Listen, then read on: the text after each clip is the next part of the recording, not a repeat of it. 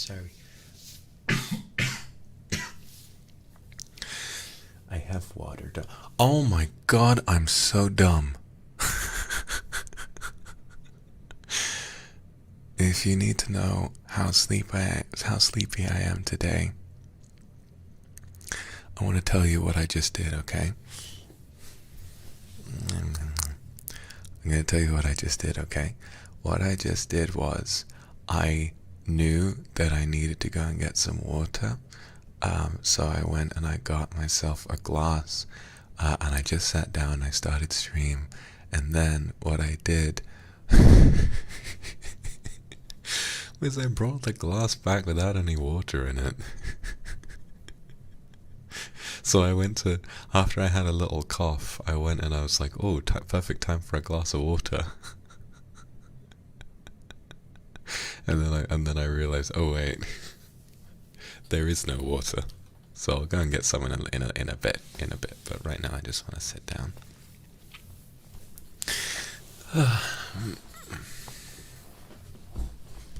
Go get it now? No, don't tell me what to do. Yeah, so thanks for coming out today, everybody. I'm really sorry for some of the confusion. I was noticing sort of like a similar, with the private investigator one, I was noticing a similar sequence of events to the first time I tried the agent ASMR, where it's like an ambitious concept, but I didn't really have too many ideas. So I figure it's best to like take my time and make sure that I can get a good idea for it first, and to make sure that when I do attempt the idea that I come up with something fun, because the concept is really, really cool. I like the idea of having like a twist, having a twist, and then hold on, I'm gonna move my quilt down a little bit. Sorry to break your immersion, everybody.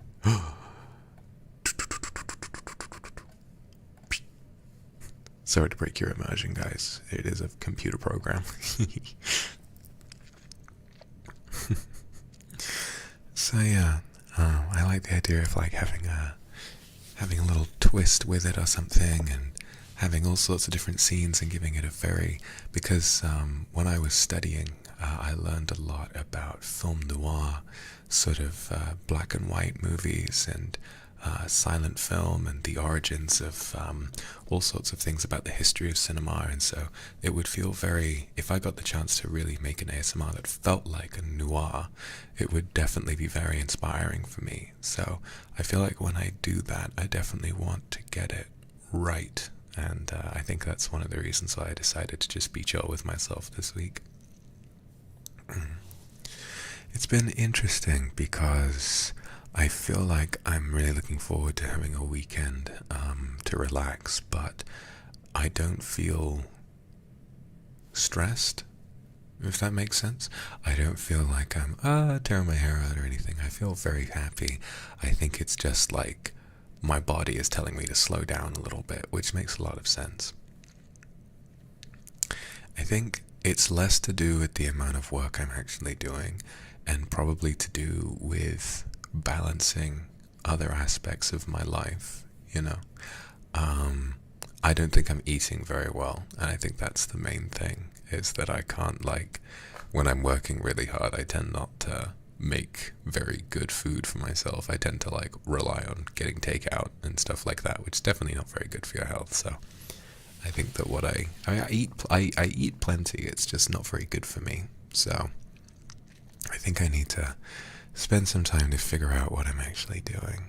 But in the meantime, and some good news that I know you guys are all gonna really, really look forward to, is the fact that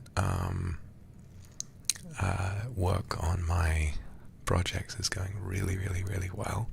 I'm having a call with the composer tonight to sort of talk about a plan for all of the music and stuff like that.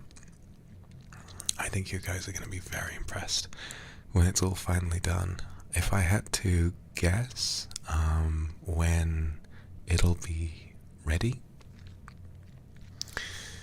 probably either late July or early August, I think, is like a pretty reasonable release date for it, but I'll still need to think about it because there are some aspects that are that aren't really like nailed down yet, but you know, I'm excited for it. But yeah, so today, instead of having a big extravagant ASMR because I am very tired, I think that all we're gonna do today is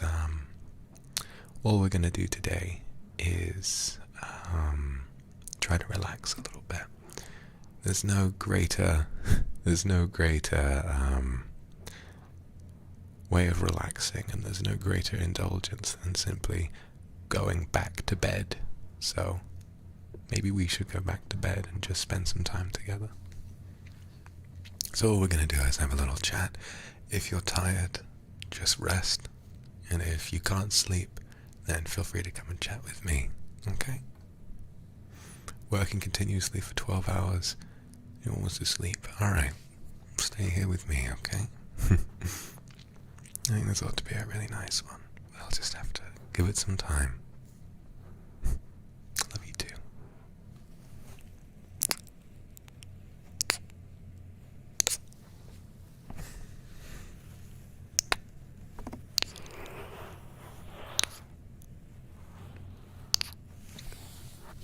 If I was to say anything, if you're worried about anything in your own life, I think that there was a time a long while ago when my life was changing a lot. A good sort of, let's say, probably like almost 8 years ago now, there was this very prestigious college that I really, really wanted to go to. I kind of had this sort of, like mentally I had it that like, oh, going to this place is going to be amazing for me. And I was like, you know, I need to get away from my roots and I need to figure all of this out and I need to be in my own space. And I got in, you know, on my first go around, which was nice. But I was there for almost no time at all, and I realized that, oh, with a prestigious college comes a lot of work, and it was more work than I'd ever really done before. There were all of these students who had been, you know, with a lot of these schools, there tends to be sort of like a program where you enter it when you're a kid, and then they sort of like train you to be really good at studying all night, and I was not good at that. The school that I'd been to beforehand was very laid back.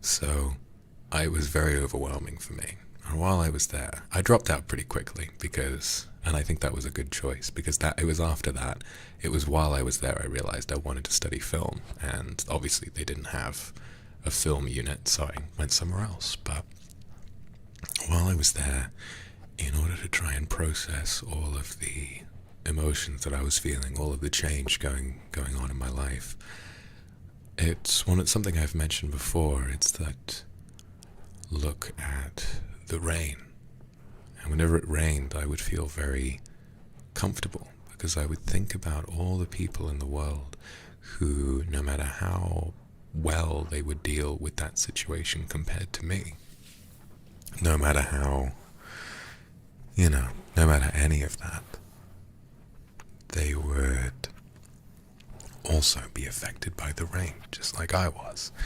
They would smell the dew on the grass. They would, you know, have to change their travel plans just like I would.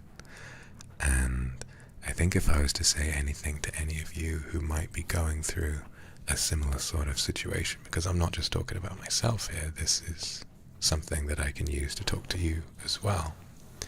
What I really want to say is that if your life is going through a lot of change, and if you're experiencing a stressful situation, if you're working very hard, think about me, right?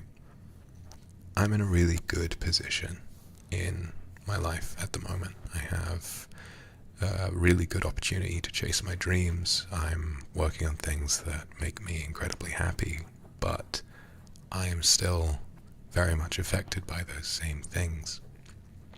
while I might be in this position and I might have all of you to rely on, I still struggle to sleep sometimes. I still get stressed out. I still forget to feed myself the right things. So if you go through a situation where you're too stressed to eat properly, and if you're too stressed to do your own things, what I want to say is that remember that your influences and the people you look up to have the same issues as you do. So if you feel like you have no chance, and if you feel like you're not going to make it because of your flaws and because of what holds you back, you're wrong. You're just wrong. It will be fine. It'll always be fine. We have this way of muddling our way through even the worst of situations. Me, I always feel like I'm kind of failing upward. Every time I get myself into a scrape, they just kind of work out in the end.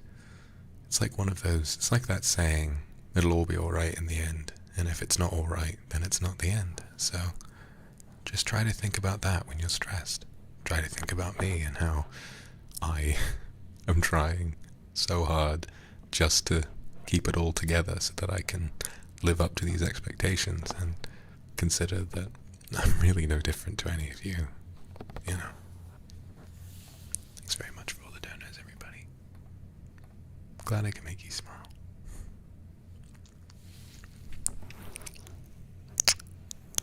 I don't really have much to say about my day so far. I haven't had much of a day. Sort of been drifting in and out of sleep, I think.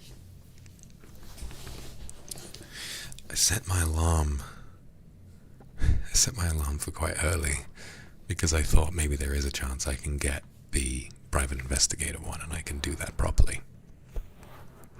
But when I opened my eyes to my alarm at 8 in the morning, which is when normally between 8 and 10 is when I would try to wake up to make sure I have enough time to get the ASMR ready for 3 o'clock in my time. I woke up and I was like, no. I was like, no, not today, not today. And so I just kept drifting in and out of sleep, and then eventually I woke up enough and started searching for some art to make a thumbnail, and now here I am. It's kind of been my day in its entirety. I had a lot of strange dreams. I'm trying to remember what they were about. I actually don't think I can. I think I've completely forgotten them. There were like 2 really, really big dreams. I'll tell you what happened.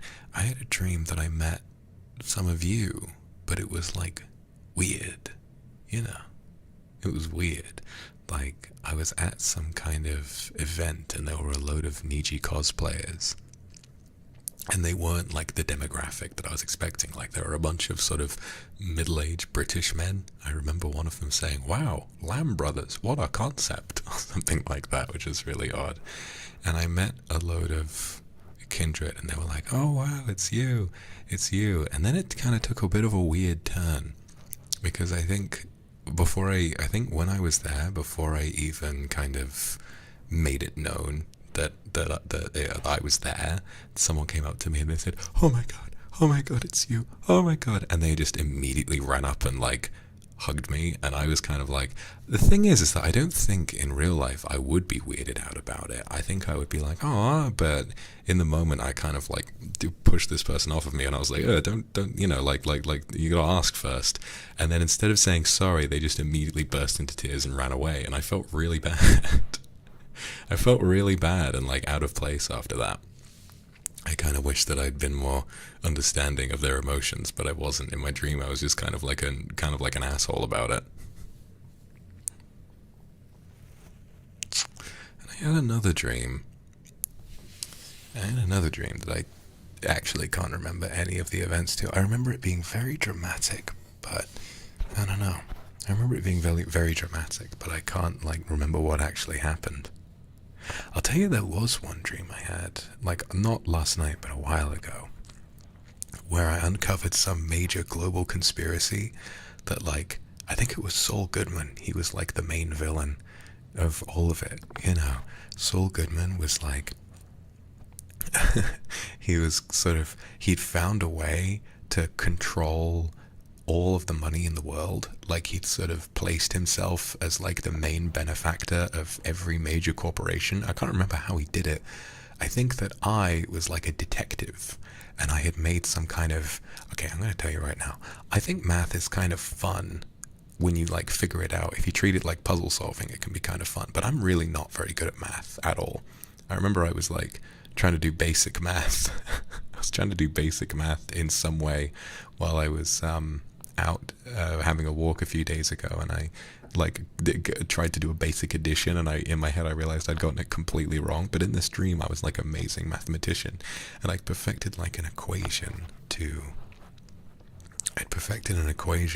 that allowed me to figure out exactly who was at the bottom of this, and I figured out it was Saul Goodman. But the instant I figured out it was Saul Goodman, it was like he found out, and then he took me and this random group of people that I didn't know. I guess the group of people would have been like my team or whatever it was, and we were all like, you know, together, and we were sort of figuring this out together. We were in the middle of the ocean, and we were dropped with like a life raft, and he was like, goodbye, good luck, kind of like a very sassy villain. And then there were all of and then it was like very beautiful. Like there were all of these giant blue, I say, like, you know, bioluminescence in the water, when there are those little organisms that glow that really bright blue. There were a load of those in the water. And then, you know, the bit from the movie Life of Pi when the whale jumps out of the water over the raft? There were like a load of whales like that, like flying through the sky. And then I woke up. So maybe I wonder what that dream means. Maybe it means that I'm destined to uncover some kind of major conspiracy, or I'm destined to do great things, but it may not feel like I've actually done it, and it will feel like I'm just stuck in the water. So, I don't know, maybe. I'd like to believe that was it. You know, that I will have done something good but not know it yet. I always like thinking about dream analyses. I enjoyed that stream we did where I analysed your dreams. We should do another one of those. It's a lot of fun. Maybe I'll become Flying Gorilla someday. I'm Flying Gorilla. I think, like, if ever I really want to like come up with a reason to go to bed, I'll always think like, wow, maybe I'll have a good dream, and then I'll think, okay, maybe I should go to bed. I think the nicest thing about going to bed for me is like shutting my eyes and fantasizing about something, like thinking like, ooh, what if I was like here right now?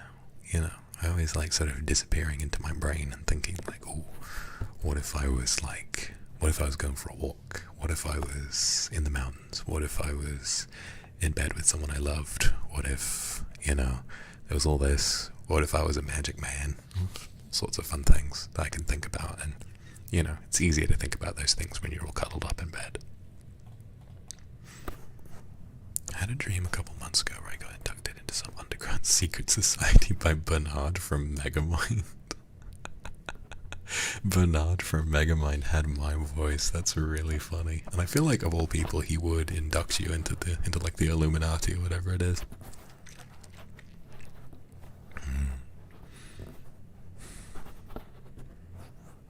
Oh, Navi, you know I would.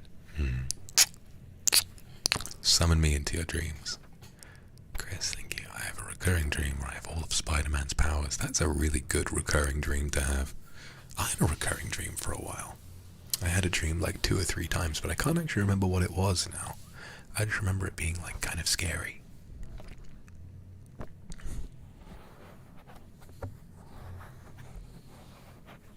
Thank you, Young Jim. Thank you. I had a dream we dated and worked at a bakery together. That's so cute. That's really cute. I'd like to work at a bakery with you. I think that'd be nice. Although I can't promise I would be very good at it. I really can't promise I would be very good at it. I think I can maybe handle the baking aspect. You would have to do all of like the admin, you know, all of the hard work and all of the bookkeeping and all of that. Like that part of it I'm not very good at. Thank you, Mama. Thank you, Piggy.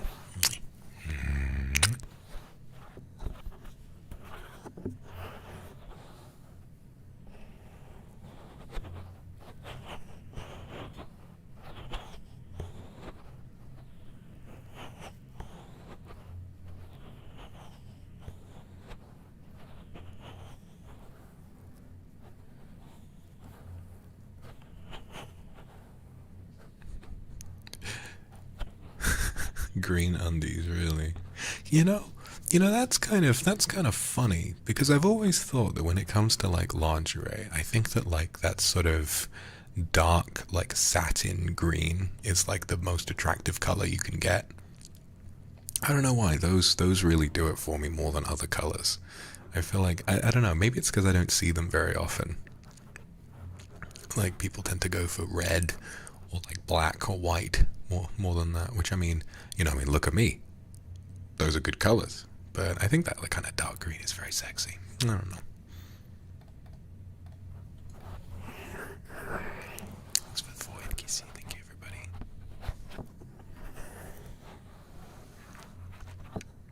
What the fuck? Me being a teacher and made the whole class meow for me. That's definitely something I would do. Nice, thank you. Speaking of dreams, I had a dream about you this morning. You're fighting a huge army of animatronics. Oh no. No, I don't want to. No, don't put me in the FNAF movie. No. It's so fucking typical of the FNAF community to be going off about the red eyes. The fact that the trailer, as far as me being a big fan of FNAF, the trailer looks about perfect. But people still have some way of like finding issue with it, and they're like, no, the red eyes, no, the eyes should be silver. And I'm like, guys, it looks great. Come on, those animatronics look fantastic. I think the highlight of it for me has to be Matthew Lillard as William Afton. He really looks the part of like a weird sort of creepy old man, but in kind of like a sexy way as well, I love there's the discussing film tweet of like a first look at Matthew Lillard as William Afton, and then the top reply is this gif of this girl going like, hi daddy. And I felt the same way. I think he really looks the part. The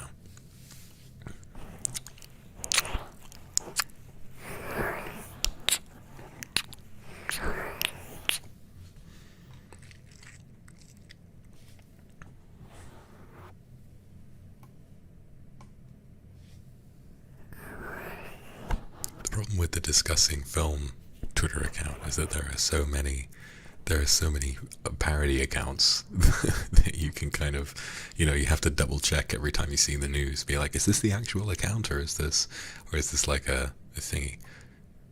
It's just like a parody of that.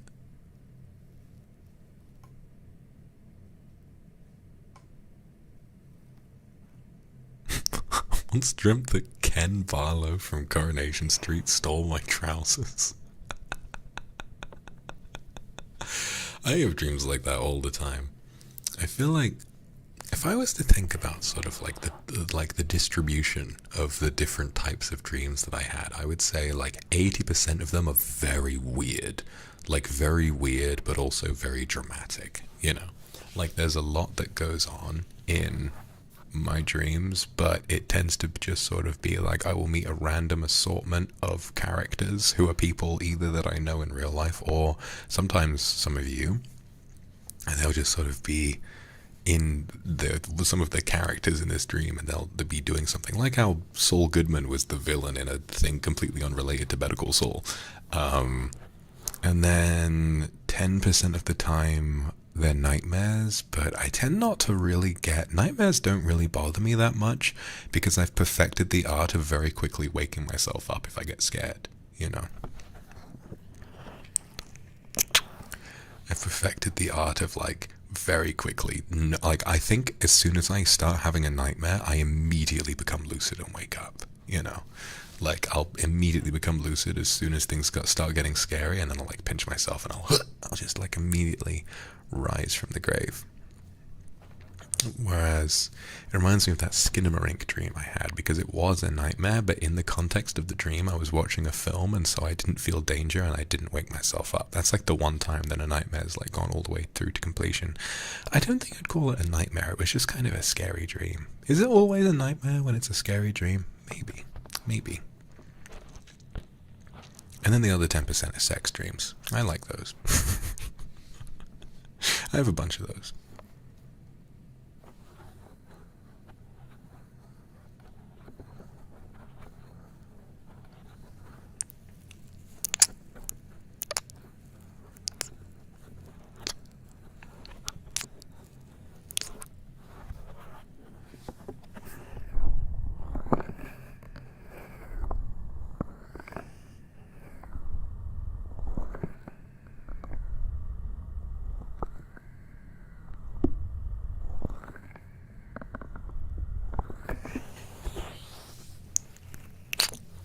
So there was a bit of a delay.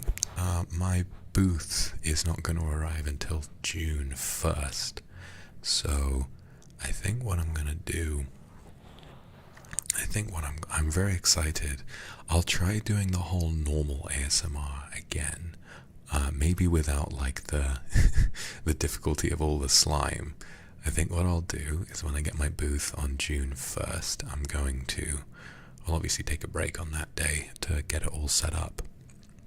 And then what I'll do is we'll do ASMR, and I'll try doing the normal ASMR again, but I'll try not to make it too complicated. I'll have like one of those fluffy brushes, and I'll have like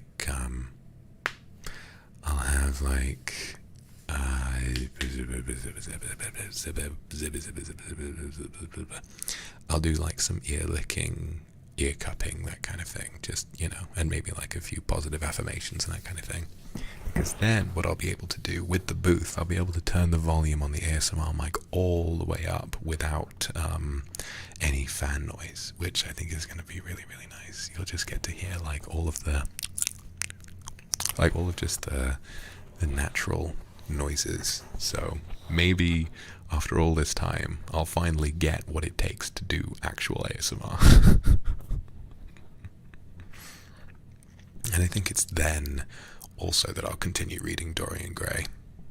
It's hard to fit everything into a week, you know, but I'm enjoying it.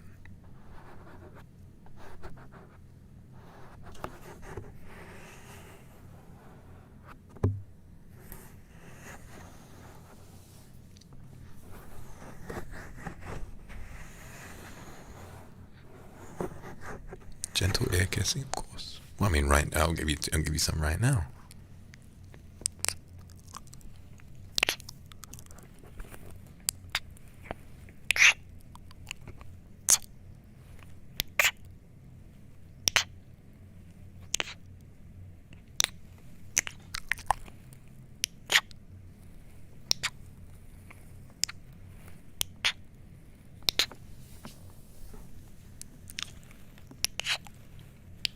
I also might shave before then. I haven't shaved in a long time. That's another way I've not been taking care of myself, is I've become very bushy. Listen, I know a lot of you like my beard, but I'm gonna alternate, okay? I'm gonna kind of shave it sometimes, and then maybe I should do a whole ASMR based around just beard sounds, you know, and then do that before I shave, and then do a normal ASMR so I can kiss without worrying about all of the bristles.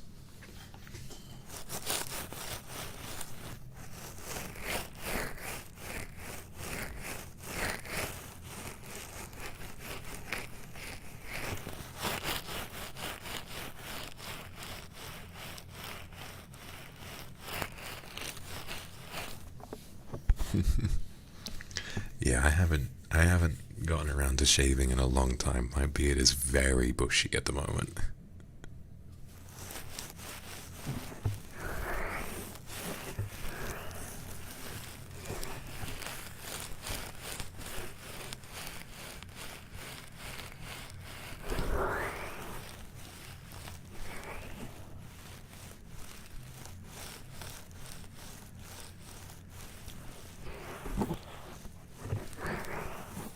Oh, what I wouldn't give for you to climb me like a tree and scratch my beard and give me a big kiss.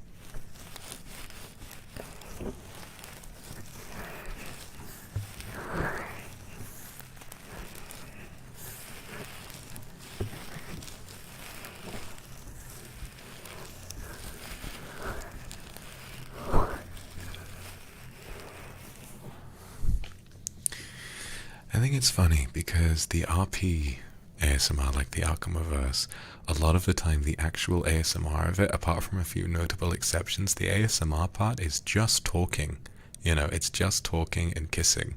And I feel like I really have just kind of redefined ASMR in that way. Like, to me, it's just, I've forgotten what actual ASMR even is. So in a situation like this, in a situation like this, you know, I kind of remember like, oh yeah, this is what ASMR is about. It's about triggers and it's about relaxing and all of that.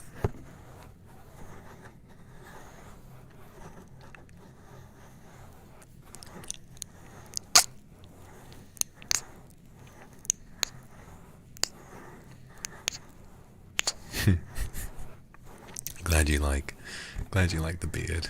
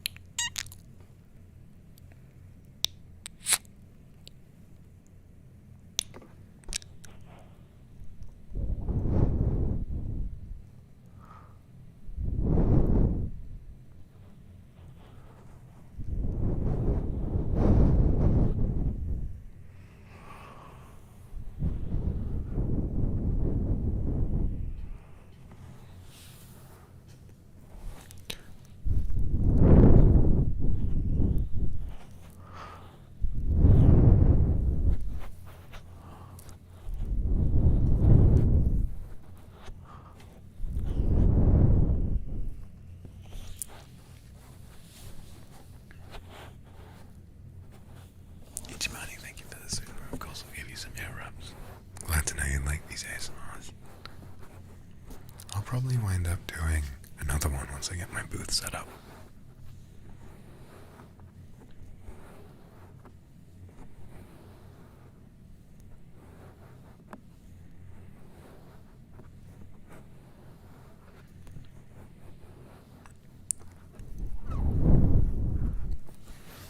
Alright, just because you've asked a lot, I'll give you a little bit of heartbeat, okay?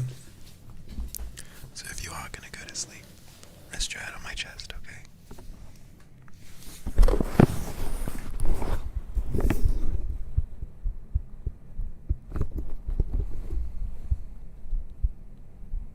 There you go. I'll try and find the perfect angle for it.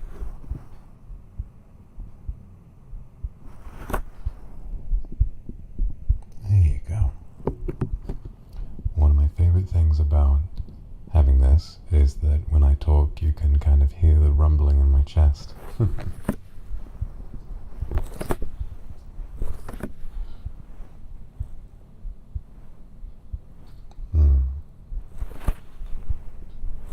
Where's that perfect spot? Look at it. There you go.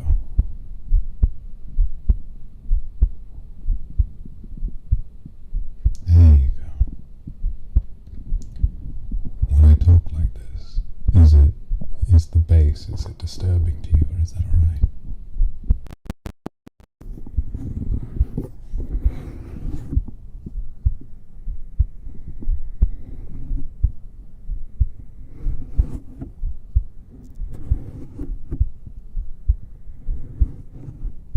That's good.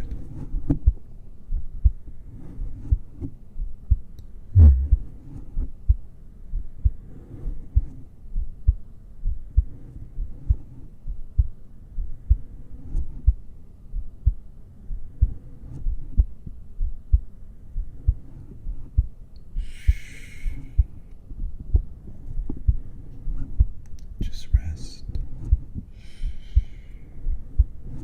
I'm here. It's okay.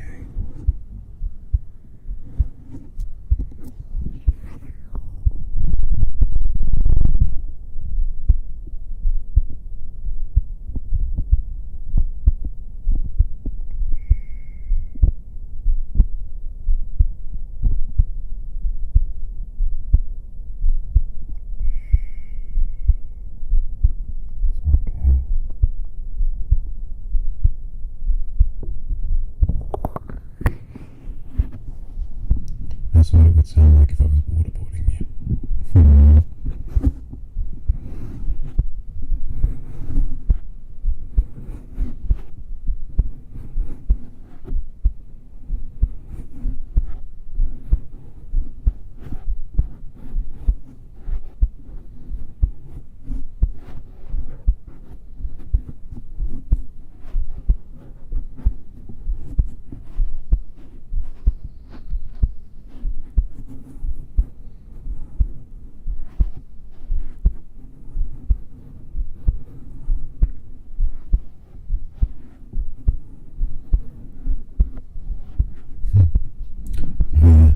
Happy 520, everybody.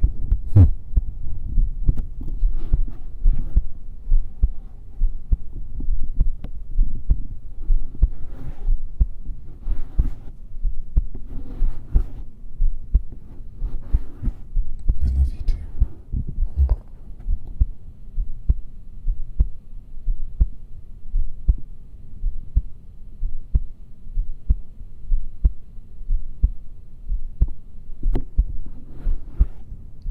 For some of you, the clock will have just turned over to 5:20, so.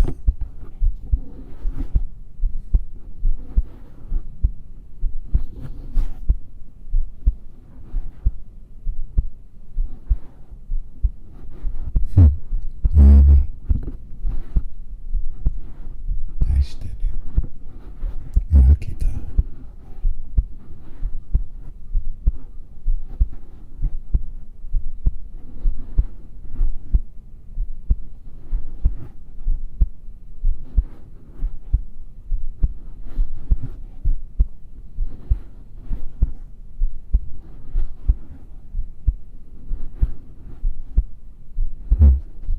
You're welcome with the heartbeats. Happy to have you close to me.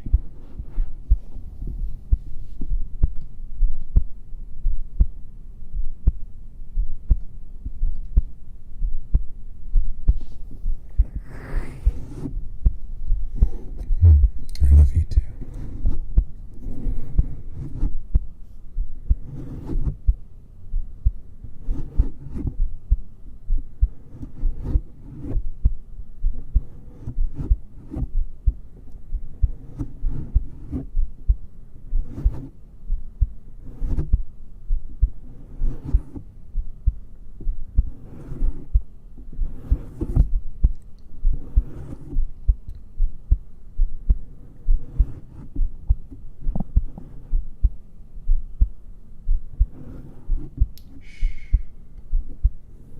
사랑해요.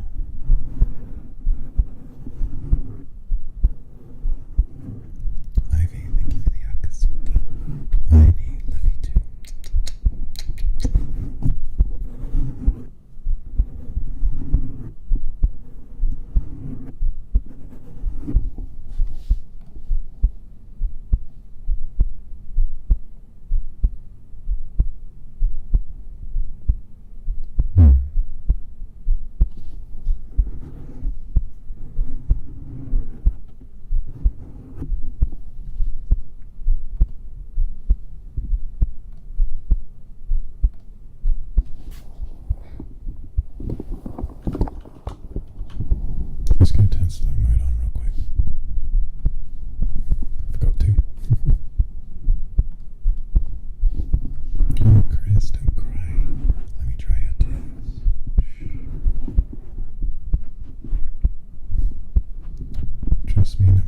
much you wish you could actually have your head buried in my chest. I would like to have you here twice as much.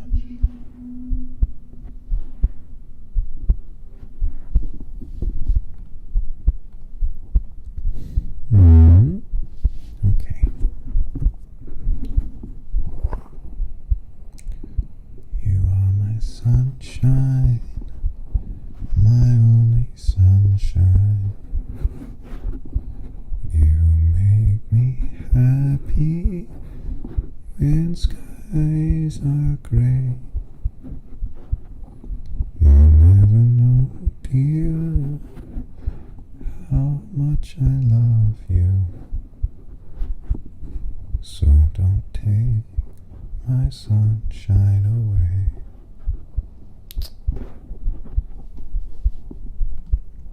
Thanks for the Akasupa, Yuki. I love you. I can't sing Hush Little Darling because that's like twice as traumatizing.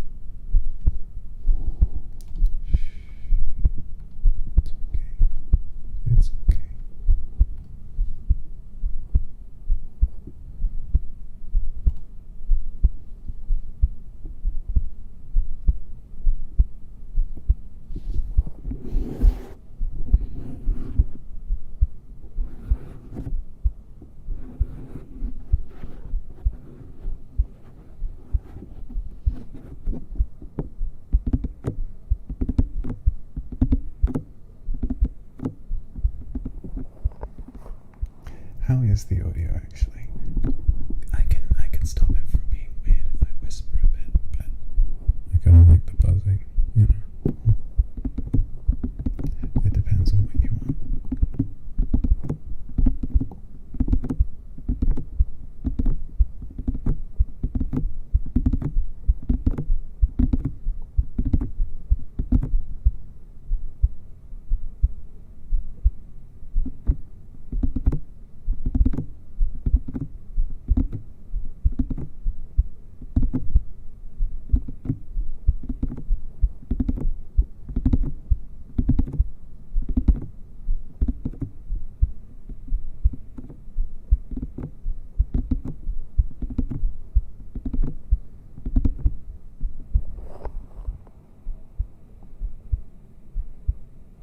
Is that better?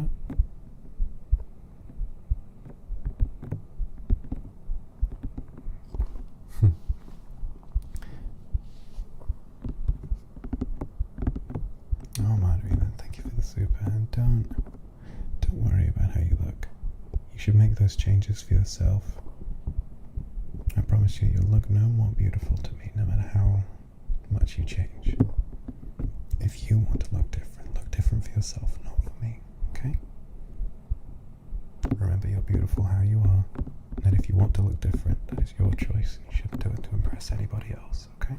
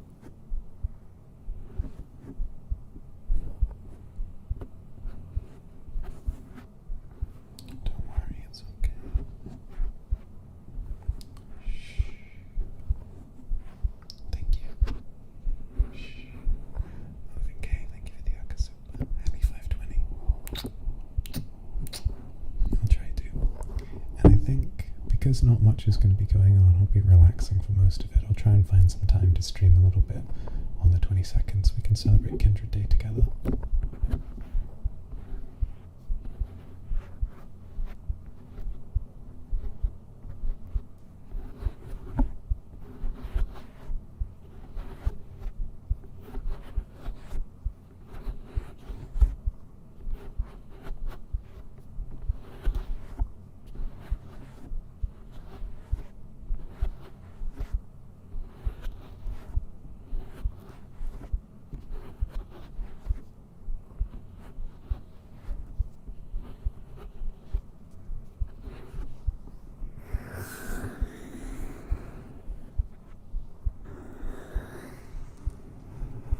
I think I'll do too much for it. Just want to spend the day with you, so I'll have a little satsu down. I'll make sure I bring my laptop and my mic, and then we can have a little chat.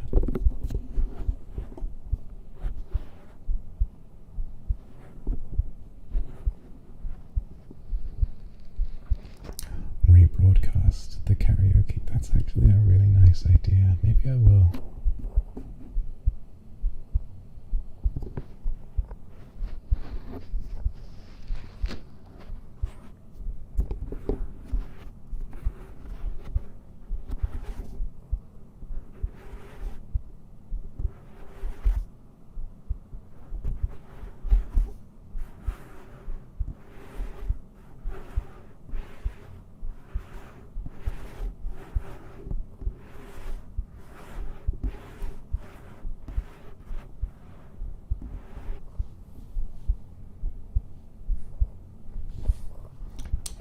So cute. I love you too.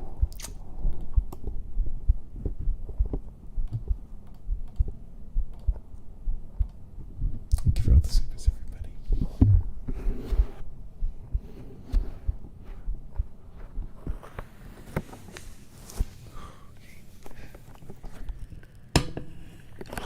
I had to hold my shirt up while I was doing that, so I think I need like a moment to breathe. It's not like it wasn't relaxing. I think listening to my own heartbeat was like, kind of like, whoa. It's nice though.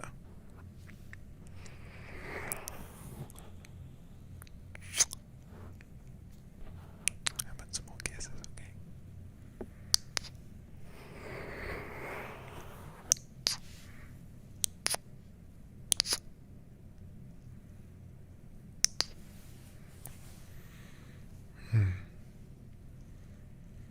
Thanks, Lily. Thanks, Jaco. Thank you very much.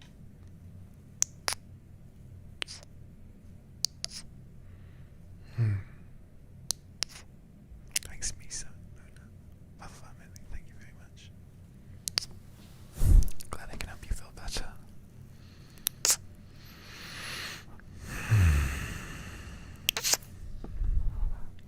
Leon Marchi, thank you very much.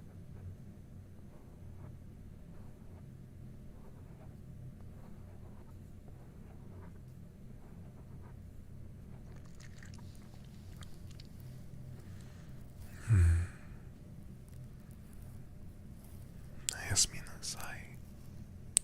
Sleep well. Sleep well.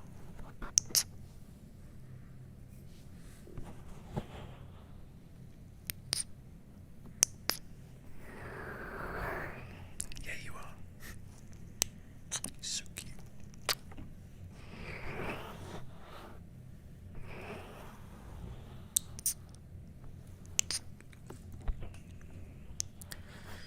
It's weird.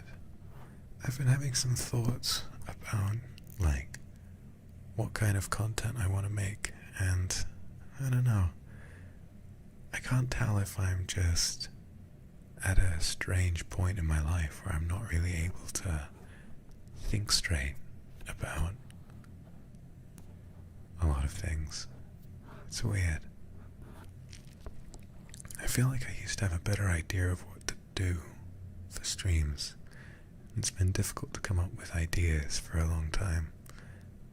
I'm feeling like maybe I need to change some things. Come up with different ideas. Spend more time coming up with them. But maybe it's because I did so much early on that there's not all that much left.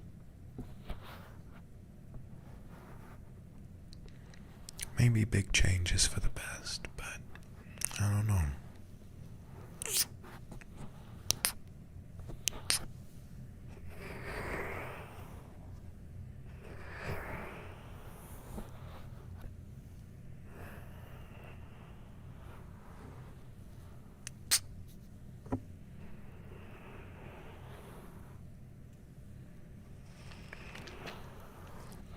Sometimes what we need to do is evolve, come up with new things instead of relying on what worked well before. And sometimes I think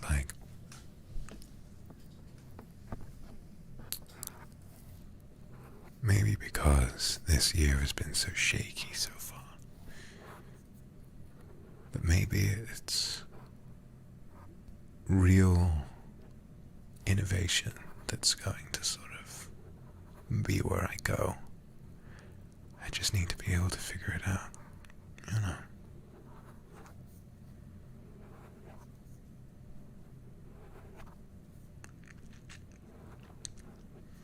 I think I've been struck with a really interesting kind of level of motivation with my projects and stuff. It's the most excited I've been for anything in a very long time. I feel like being able to work on something like that all the time, that's where I'd be at my happiest. But it's so difficult because you need to do so much extra work to make it feasible. So I don't know. I feel like I would be at my best if I could do some kind of dramatic kind of story stream where I feel like I push myself and I grow every time. I feel like that's how I would be unique. Sometimes I feel like I just do what other people do some days. Thank you.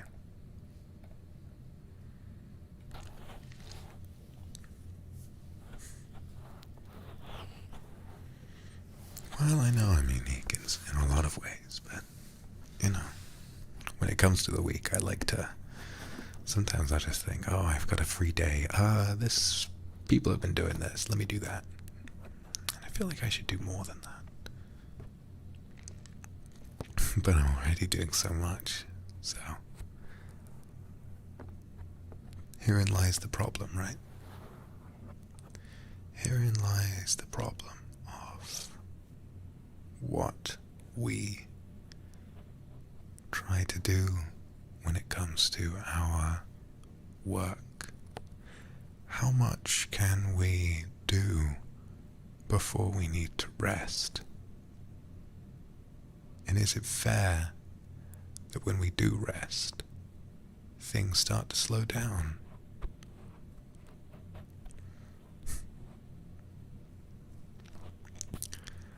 It's a strange balance to strike, because you either take the lead by working as hard as you can and coming up with the best ideas possible, or you slow down and take care of yourself, but then you have to be alright with the fact that things might progress past you. And I know that you're all saying, oh, slowing down isn't a bad thing, but I think that the feeling of inadequacy that comes from being kind to oneself can feel worse than the stress of keeping pace with everybody else. So it's difficult. And I understand your perspective and being, oh, take your time and do it your own way. But, it feels different for me. And it's not that I'm short-sighted and can't see it, it's that I really do want to do my very best. It just might not always be easy. Maybe it's difficult to see because I'm unmedicated at the moment. Maybe once I get back on track with that, maybe it'll feel a little bit easier for me. I don't know.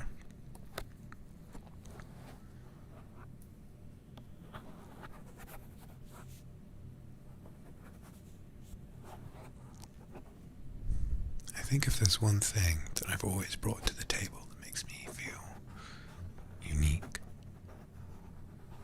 it's that I never do my research. If I make a certain type of content, it's usually because it's content that I myself don't consume. I never watch ASMR. I can't stand it, to be honest. I have never been able to relax to ASMR. It makes me deeply uncomfortable.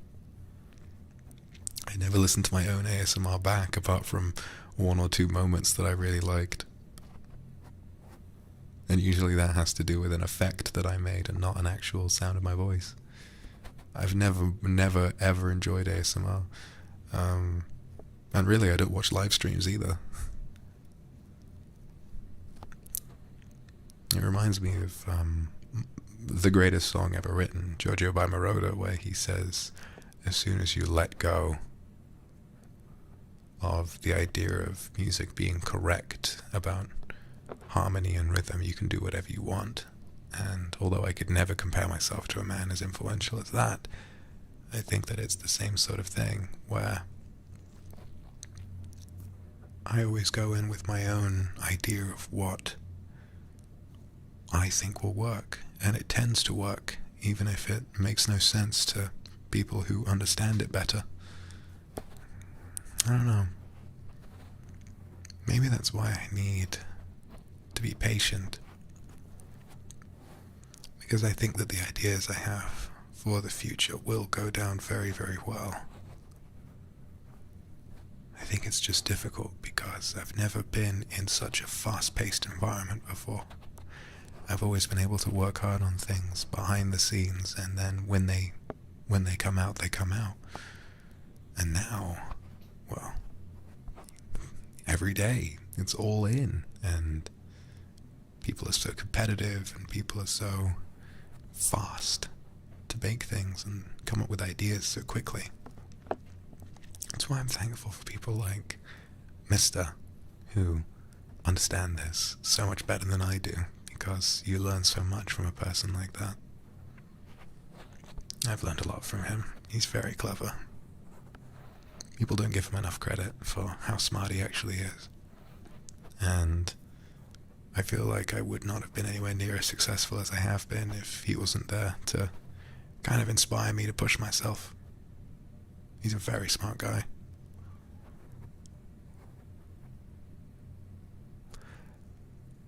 Maybe I do need to push myself. I just need to push myself in the right direction. The question is finding the right direction. I feel like normally, whenever I follow my heart, I tend to wind up in the right place. And right now, I feel like my heart is pointing me towards spending more of my time working on these big story-based projects behind the scenes. It's just scary to have gotten used to being so public every day of my life, and then to, the idea of focusing more on something that will take longer to make. I could definitely do both, but it would take a lot more of like a well-established routine and a healthy diet. Maybe that's what I've got to focus on first. Just keep doing my own thing while also trying to be a healthier person. I really like the way things are right now. I'm very cozy. I think that describes how I feel at the moment. I'm very cozy. I feel like those of you who do watch me regularly are very dedicated and loving, and I feel so appreciative of that. you support me in my goals, and I inspire you and you inspire me back in return. It feels so amazing. I'll come across, live tag. I check my live tag after every stream, and I love seeing, Leonaki, thank you for the Aka Super. Happy 520. Bye. Seeing tweets about people believing in me. It really does kind of give me confidence. Because, I don't know, you really haven't seen anything yet. You really haven't seen much of what I'm capable of yet. You're going to have to wait to see the kind of things that I can do, because all of the big projects that have inspired you the most have been, let's say, all of the ASMRs, like Mad Scientist, but I made Mad Scientist in like 2 days, This project coming out has been in the works for more than a year, and there will be more after it as well.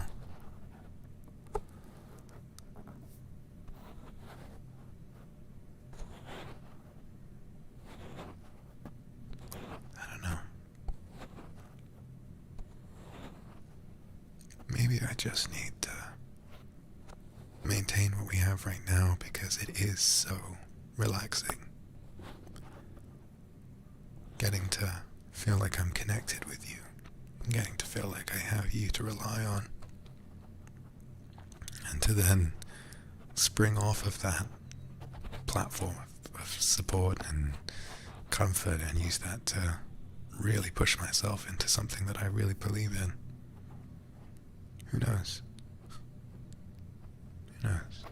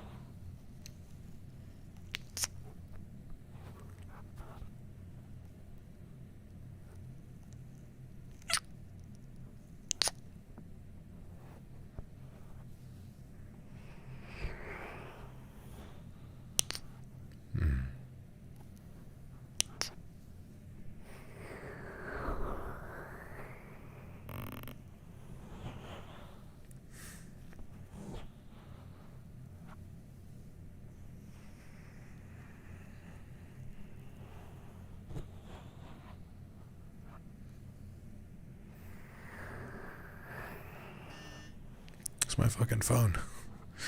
Shut up. I'm doing ASMR. Shut up. Beep. I'm trying to be relaxing right now. Shut the fuck up.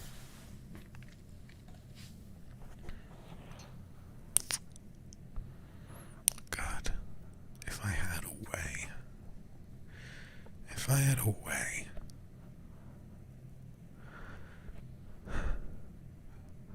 Getting to do something where I get to really show off,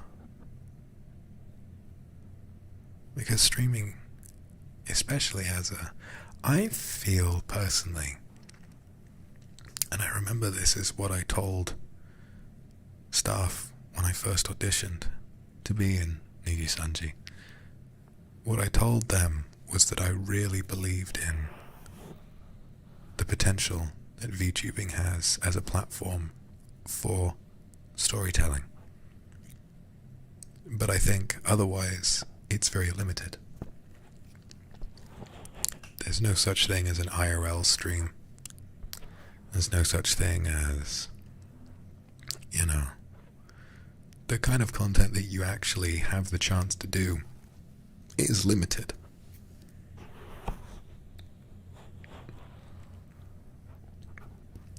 But what it enables you to do is kind of what I'm working on at the moment.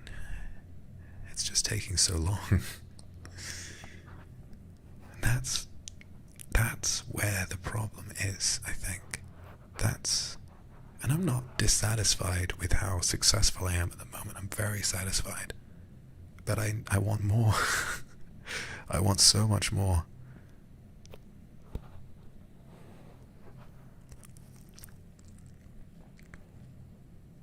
feel like I'm different. And I know I am, but I think I need to focus on what I'm good at.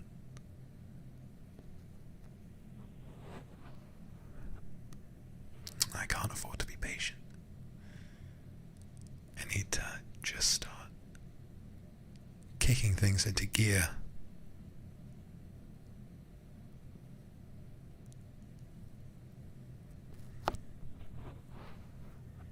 So there's always something to look forward to. Like I said a little while ago, I can't remember which stream it was in. I want for there to always be something to look forward to. So it feels like you're watching a really good show, you know?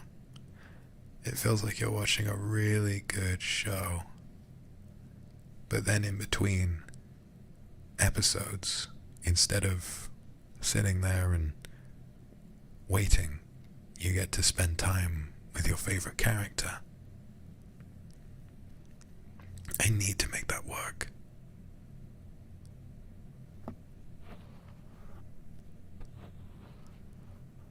First, the karaoke after party. Right.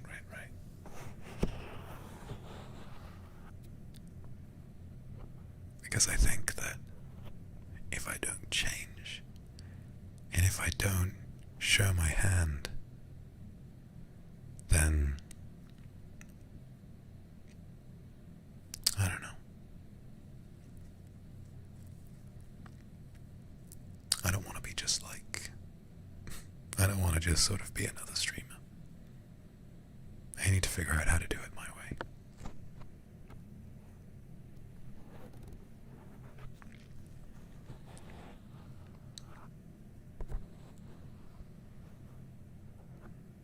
Because I think about a lot of the people on the top,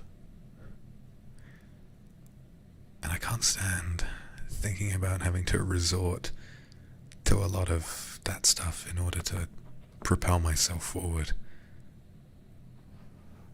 I guess that's how it works. I guess that's how this works, you know? You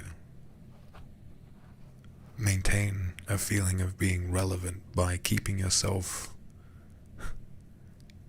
covered in controversy, and you make tweets and you make content that you may or may not even like or enjoy or believe in because it's what works.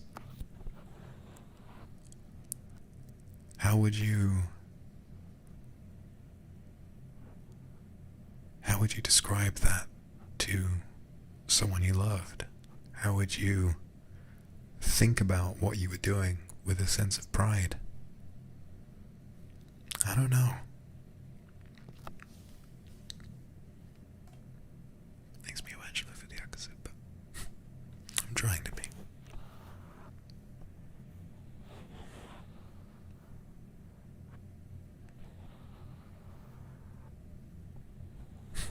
Sorry, honey, I had to be on live stream fails yesterday to pay the bills. Literally, that's how it goes, and I don't want that to be me, you know. I'm scared to reach a point where I'm so scared of losing this that I lose track of what I actually joined for in the first place, you know. I mean, right now,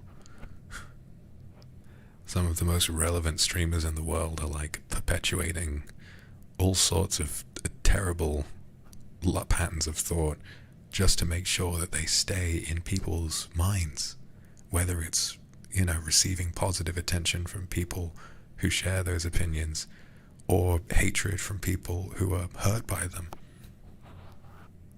Imagine that. Imagine doing that and sleeping well at night.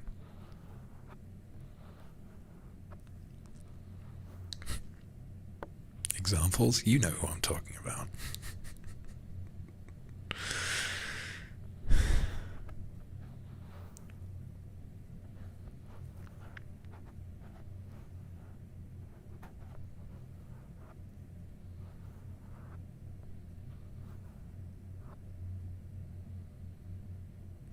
That's true, Eva. That's a really good example. And I really look up to Markiplier for that, because he's making a whole movie right now. He's making the Iron Lung movie. I think it's finished filming now, and they're sort of working on post.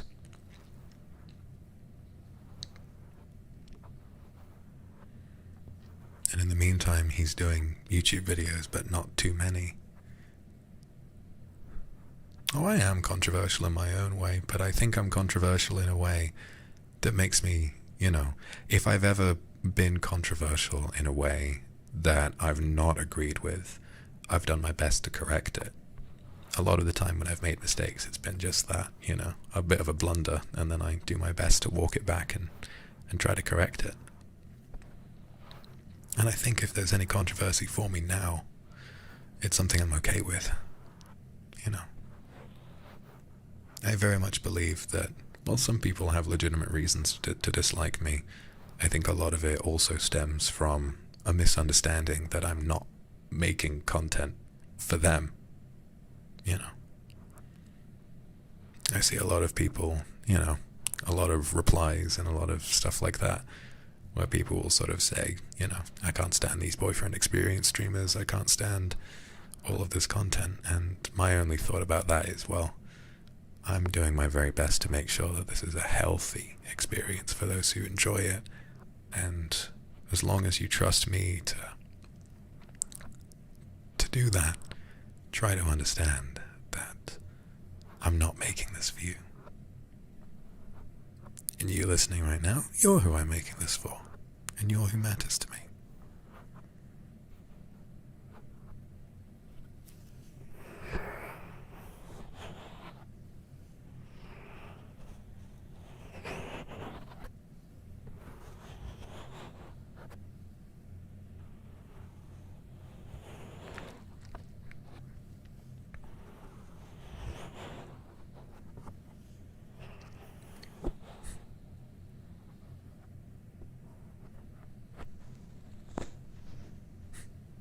Sometimes they also, maybe I'm drawing too much on my own personality, but I can't help but feel like a lot of people are very jealous, and I don't think I blame them for that. I had a thought a while ago about how close I was to not applying for Niji, while I was still really enjoying learning more about the Vtuber community. And I've kind of had this thought of the fact that because I think that there was a time when a lot of, guys in this community was sort of trying to capture the niche of being, a male VTuber in English. And then, Luxiem were very, very lucky and very fortunate to kind of really capture it.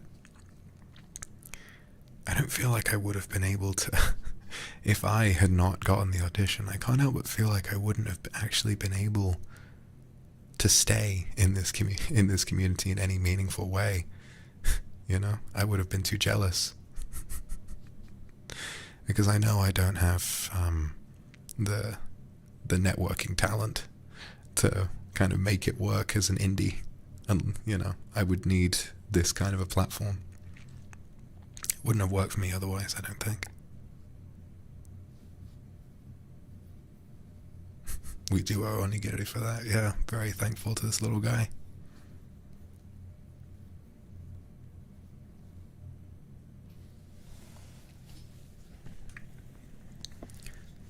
So yeah, I'm mostly just kind of spitballing and thinking out loud at the moment, but I need to recognize what it is that I want to do and actually do it.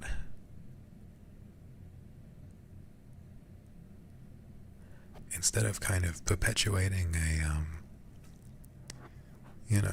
a status quo out of fear, I think maybe recognizing the good that I do have and choosing to pursue another good that I know exists, it's just going to take some time.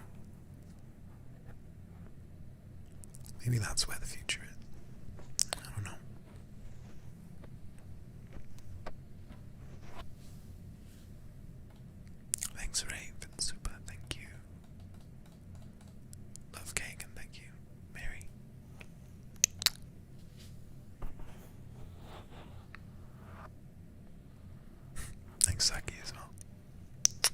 Love you too.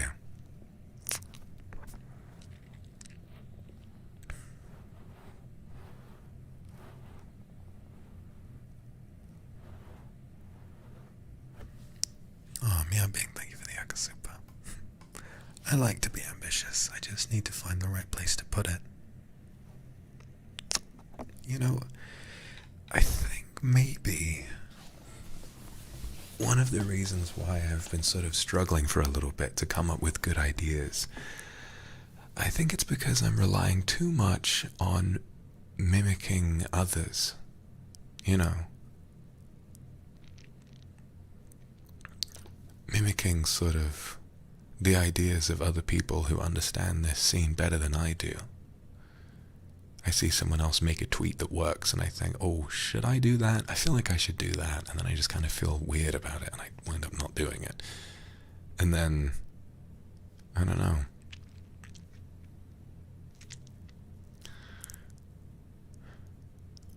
Maybe I just need to find my own way of doing it. Go back to how it was at the beginning. I mean, let's think about debut Vox, you know.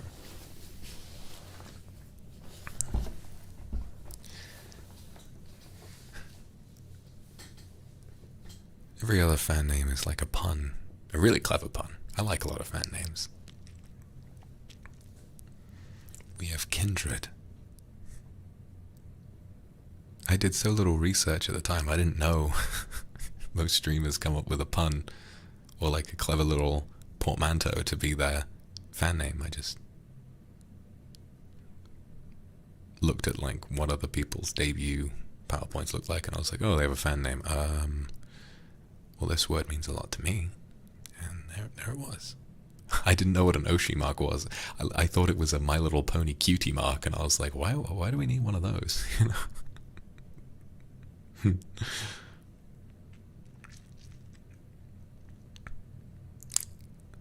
Yeah, I think I've kind of learned so much about VTubing and its traditions through exposure and time that it's difficult to pry myself away from the amount that I know now. But I think I should, you know. A beginner cosplayer. Oh, that's so true.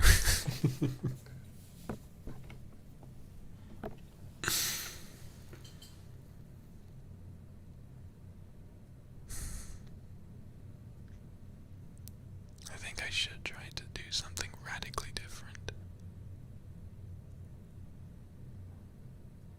And I already am. But more. You know. That's always been what I'm best at. I can't be a social media marketer. I can't be, you know, I don't have that content brain. You know, I never have. I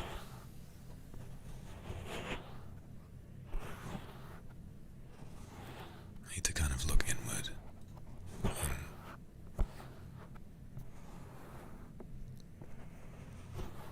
Look inward and think more about what it is I want to see.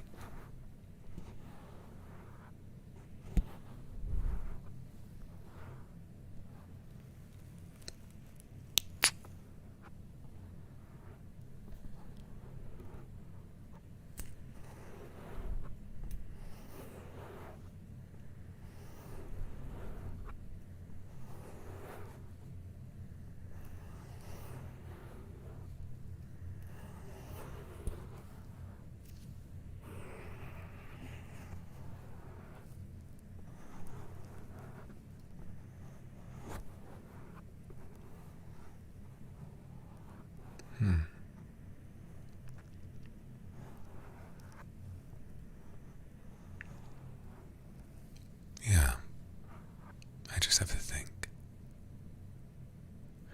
I just have to think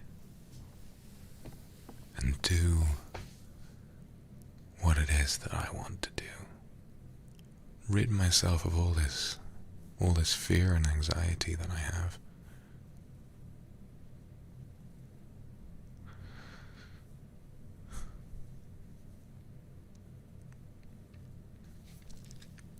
Thanks, Saku. You can do anything you put your mind to, but you do have to do something for it every day. Yeah. Yeah, it is part of the journey. That's the thing, is that if my dream is to be a filmmaker one day, that involves, even though you get to rest for huge parts of the year, let's say someone like Darren Aronofsky, right? He's living the dream because he can make whatever he wants. He tends to make films on a somewhat limited budget, between sort of 8 to 10 million budget, and he'll spend a couple of months every year working his ass off on a film, and then the rest of the time he's a dad to his kid, you know. I feel like ideally being able to work towards something like that, where I can handle periods of immense hard work, I just need to know how to support it better. I just need to know how to, you know,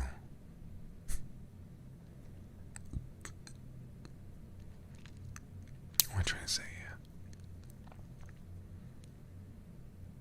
Yes, I should also recognize that I do have ADHD, and that makes it very difficult. I think it's something that helps you to burn very brightly, but you also kind of burn out much quicker. You know, I only learned recently, actually, that it makes sleeping so much more difficult.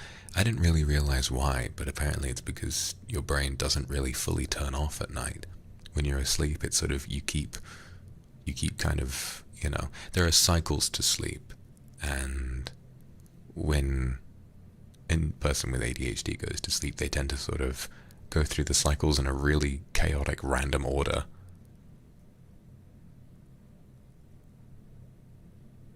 And so you kind of don't really, you know, you need a lot more sleep, and, you know, it just sort of gets a little wacky for me a lot of the time. That's a great way of describing it.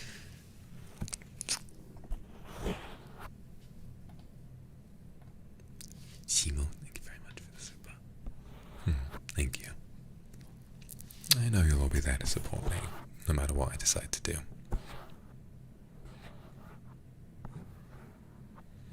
I just need to have faith that it'll work.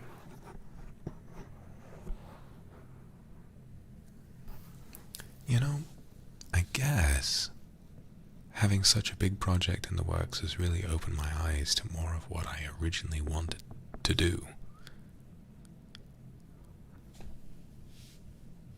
And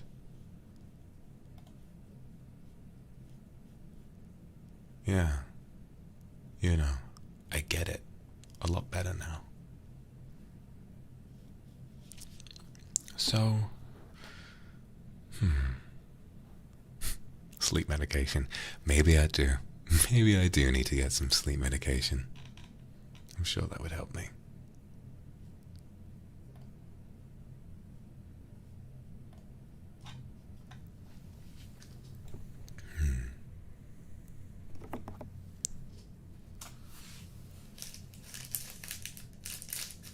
You know,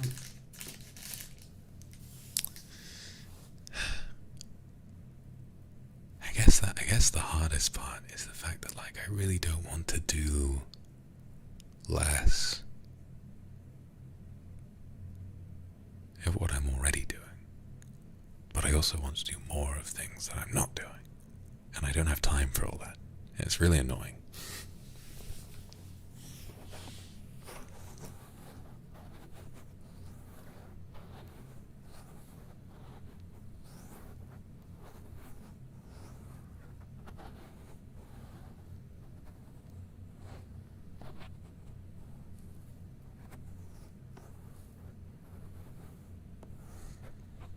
Maybe I need to kind of free myself up a little bit. Maybe working on all those things will be easier if it's more of what I enjoy and less of what I feel I have to do.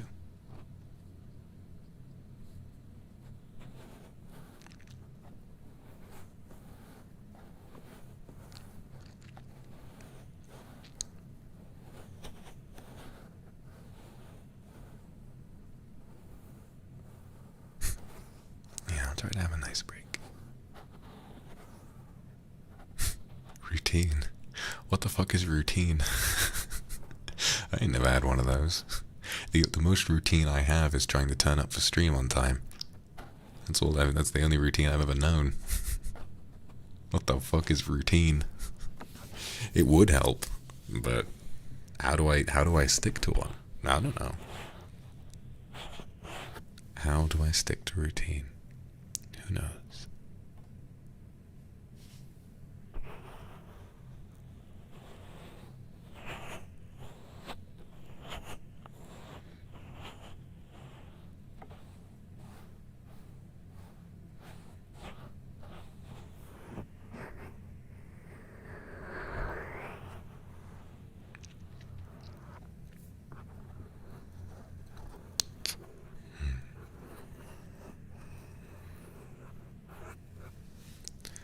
Maybe it's a matter of being, here's the difficult part.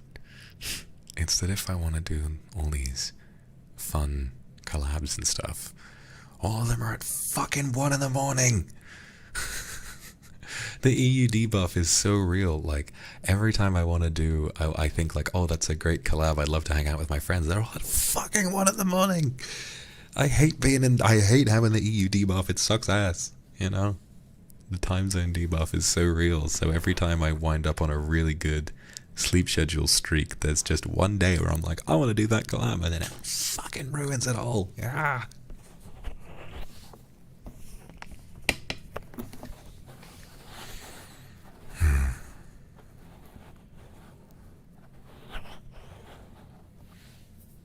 Try not being British. Oh, I'd have to go and kill someone from a different country, and that just, I'm trying to detox myself from murder for a few years.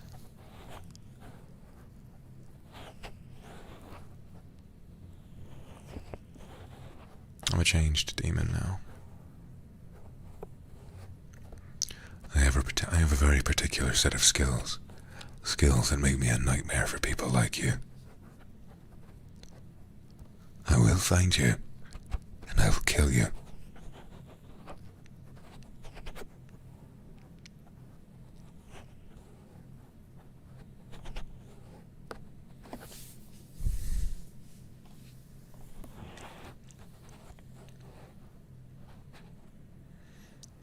Yeah, Avis, thank you for super. I've had a lot of people sort of have that kind of problem. But of course, leaving a studio and going at yourself can be really tough. So it depends. Are we doing a FNAF watch along when it comes out? Oh, you fucking bet we are. I think what I'm gonna do, because I always believe in supporting theaters and cinema, I've just had a thought about something that I thought a long time ago, and I want to share that with you all. So hold on. Tokito, thank you very much for the super. I really appreciate that. And Eliason, thank you. Good night. So,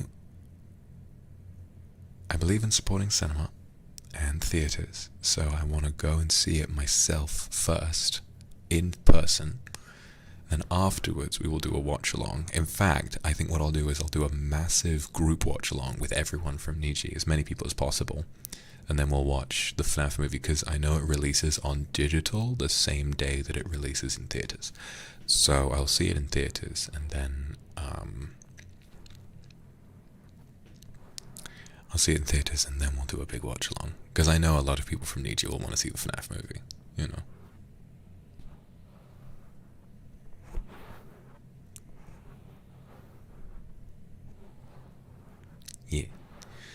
But what was I gonna say?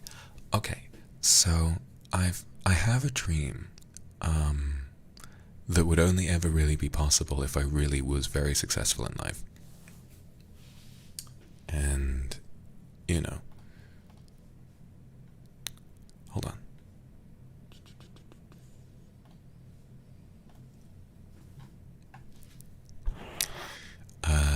It would only ever really be possible if I was very successful in life. So maybe, like, let's say if things go really well, maybe like 20, 30 years or so from now, I am worried about the future of It sounds pretentious, but I'm worried about the future of cinema because there's become such a renewed focus on streaming services in order for people to watch films. And what this means is that, yeah, this is going to, it means more people can watch films, but what it also means is that so few people will see films in their intended format. It means that a lot of films will kind of, someone might watch them and then it will completely go under their radar, right? So, you know, someone, if you watch a movie on your phone, you haven't seen it. Just that, as simple as that, you just haven't seen it. So I feel like what I want to do is I would like to start an independent chain of movie theaters. If I had that kind of money, I would love to start an independent chain of movie theaters. And the focus would be on two things. The focus would be on there's a big thing where expensive cinemas tend to have more respectful audiences, but of course the problem is they are expensive. And cheap cinemas tend to have people who don't give a fuck about the movie and go there just to have somewhere to be, and they talk through the entire thing, and it's a fucking terrible place to be.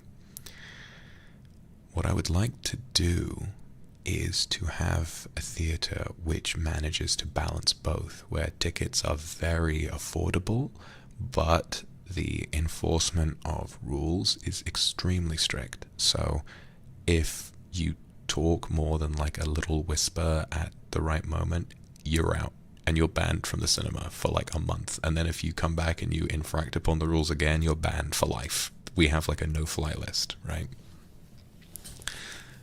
So it's a place where people who don't have a lot of money but who really like films can go and see them for not very much money and don't have to worry about going there with some really disrespectful assholes, right? Make it a good, high-quality cinema that is more of, you know, it's more of a charity, more of a charitable donation to cinema as an art form than it is about making some giant corporation, you know. So I feel like you know, that would really sort of attract a lot of people's attention, and if it became widespread, maybe it would sort of be profitable in a way. Maybe the trade-off is that we show more ads before a movie or something. I don't know. We'll find a way of it working, but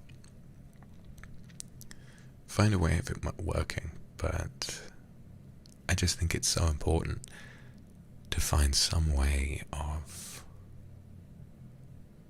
making sure that cinema is not some kind of rich person's hobby, that we remind people that it's very much for everyone, just like filmmaking. You know, you don't need a 4K camera to make a film. You can make one on your phone.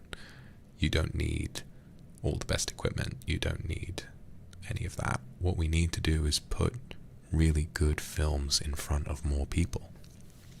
Because the problem is that the films that show in those very cheap cinemas that more people can afford, the films that show are, you know, popcorn flicks, and there's nothing really wrong with those. Like, they are fun. But the more of them that we get, the less we will have of true creative freedom. And that's death. That is the death of the industry. We're getting closer and closer every day to films being made purely by business people and not by people who genuinely care about what's being made. And this is observable in such a terrifying way, but with the rise of AI art. It's terrible. It's just terrible that there's this fake version of art and people are trying to make AI-generated movies. I feel like an AI-generated anything, AI has its uses, like in Photoshop, you know, you've got a few AI-powered tools that you can use to fill gaps in your own art. Sure, that's great, you know, give more power to genuinely creative people.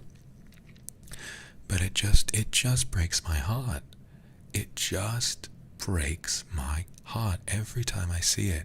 to see this discussion of, wow, oh, this is incredible. With AI, we can make films for 1/10 of the budget, and we can do it so quickly and easily. It's not an expression of any creativity.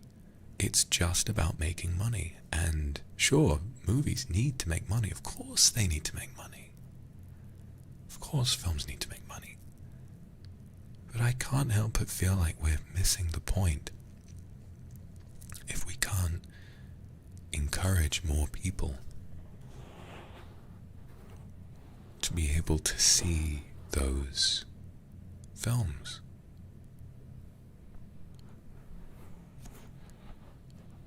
I mean, think about the MCU. I think that there was a pretty cool, like, artistic through line with the MCU that ended with Endgame. Because, yes, it was a massive corporate product, and it still is. But there was something unique to be found in it, with the idea that each film was essentially a sequel to the previous film, and you had all of these directors who were all very much on the same page, and a lot of these films had room to be at least not too much, but at least somewhat different. So you wind up with Thor Ragnarok, which is a through and through a complete comedy, and that's great. And then you have Winter Soldier, which is like a gritty action crime drama, and that was pretty great too. And then Infinity War, which is really the very first film of its kind that takes, hundreds of characters from all these different properties and puts them on the same film, and it works. And Endgame also works, not quite as well, but it really does. And they weren't afraid to make it long. Both those, Infinity War is almost 3 hours, and Endgame is like 3.5 hours. They weren't afraid to let it be long. And for what it tried to be, it was great. I had a lot of fun. But since then, these films have been getting shorter when they need to have more space to breathe. They've been trying to recapture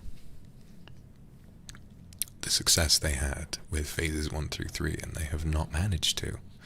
I think the only even half-decent film that's come from phases 4 and 5 is Spider-Man No Way Home. I really like that one, but, because it was like an Infinity War of itself, it just sort of, it captured a lot of that spirit. But the others, God, it's been very dire. So, I think we are seeing a bit of a turn away from.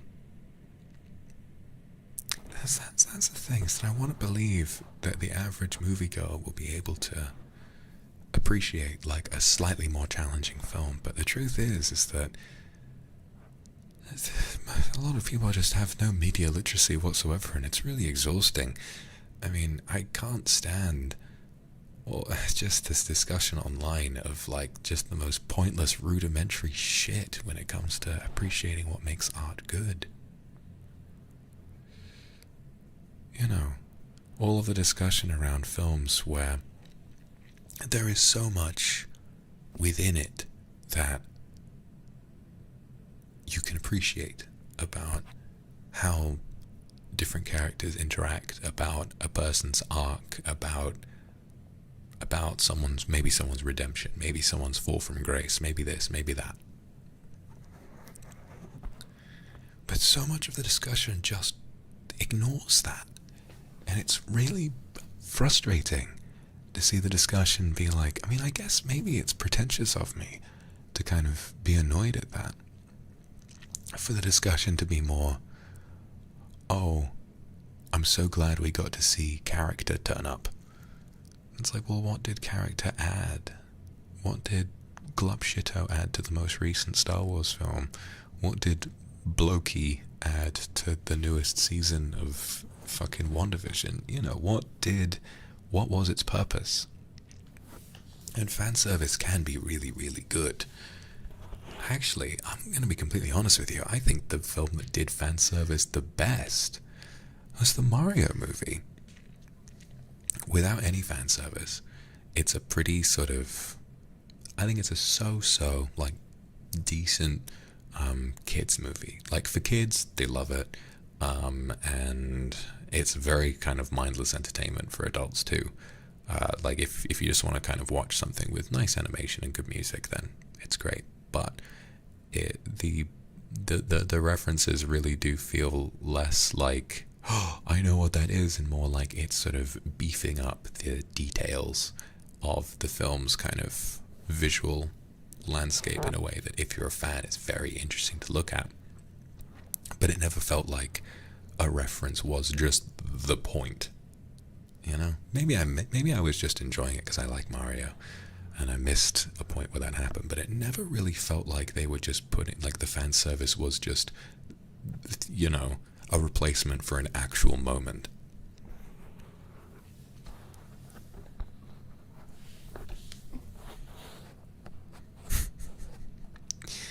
But yeah, you know, that's what I want to do. What I want to do is to have an environment where media literacy and understanding film is made accessible for everyone.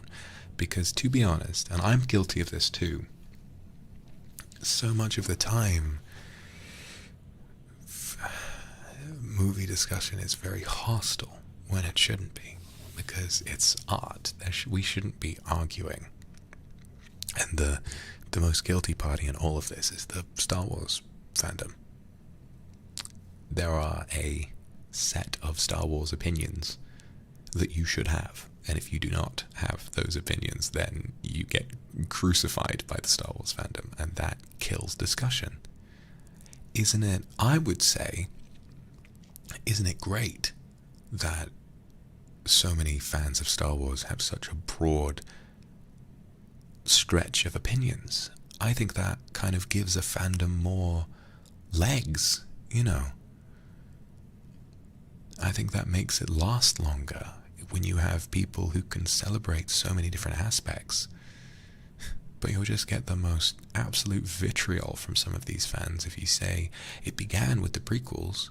It began when the prequels came out, and then they harassed Jake Lloyd and they harassed Ahmed Best, and, you know, and now it's the same with Rian Johnson. It's the same with Kelly Marie Tran. They never learn, because to them, the most simplest aspects of fandom are to die for, and it just breaks my heart. Like, why can't we understand that it is art, and then respect, like, the basest aspects of it? Don't you want to learn more about it? If you love something, don't you want to talk about it more? Don't you want to understand it better? Why? Literally, why do you want to shut off what other people say? Why don't you want to hear them out? Why don't you want to have a conversation about these things? It just breaks my heart. It really does. And maybe I'm being dramatic, but there's a playwright, a theatre director called Bertolt Brecht, who is a very influential, and a lot of you who've studied drama in school probably know about him. Brechtian theatre, or sometimes called epic theatre, is very different from normal theatre. But what Brecht believed, he believed in a huge theatre. I mean, really, you might as well think of that as, like, you know, the birth of sort of, like, you know, you can imagine it almost being like a popcorn play, the way we have popcorn movies now. Well, the whole idea was that instead of sitting in silence and appreciating the play, he wanted people to be talking during the play. He wanted people to discuss it with the person next to him. He wanted, you know, for when an event happens, people to say, "Oh, wow, look at a load of that," you know. That is Brechtian cinema. Theatre, whatever. Brechtian theatre, that's epic theatre, as he described it. And I can't help but feel like he's rolling in his grave, knowing how stunted and frustrating it is to have these conversations with people, you know, Star Wars is very much that way. And like I think it's good that people are passionate. I think it's really good that people are passionate about these things, that people believe in, people get riled up and they get excited about their opinions about a silly movie with lightsabers, but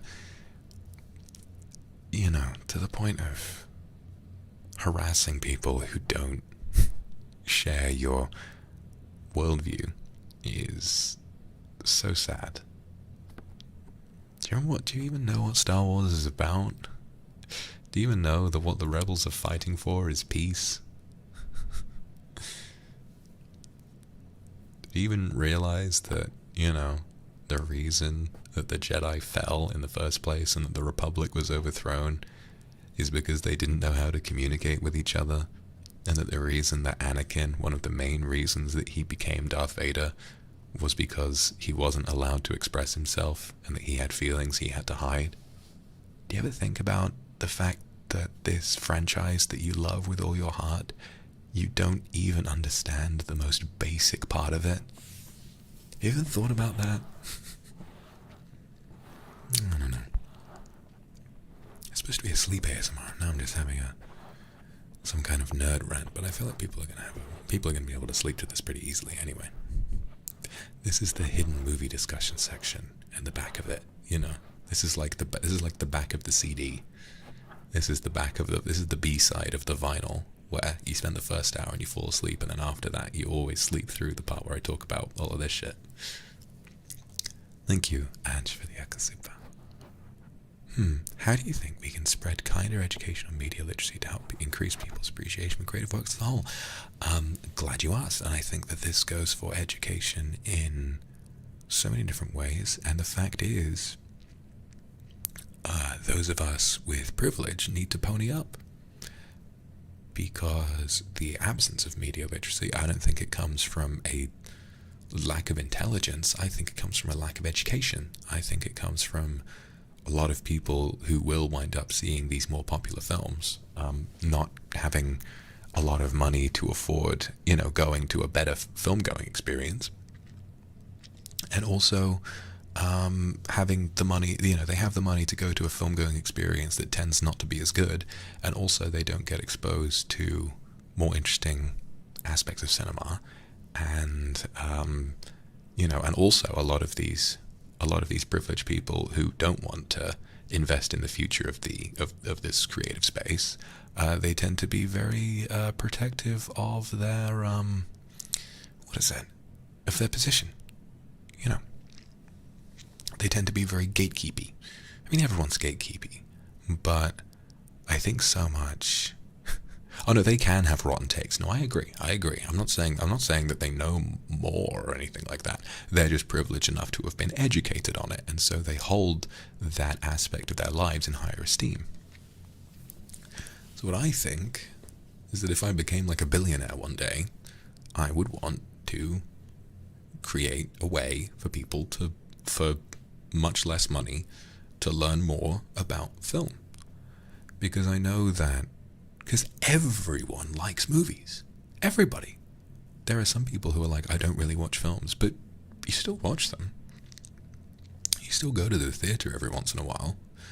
You still, you turn on the TV and you might get sucked into watching one. You still stick Netflix on in the background, Everyone has the potential to become interested in film. Everyone has that potential, and it's a wonderful thing to get invested in. But I just think so much of cinema is so tone deaf.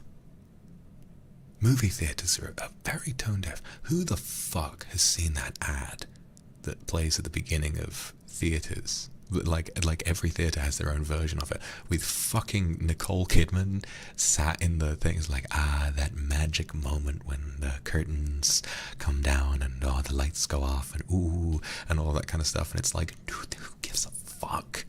I like that magic moment, but I think it's just so tone deaf and so like pretentious, Well, it's in AMC. We have it in Odeon in the UK as well, and at View.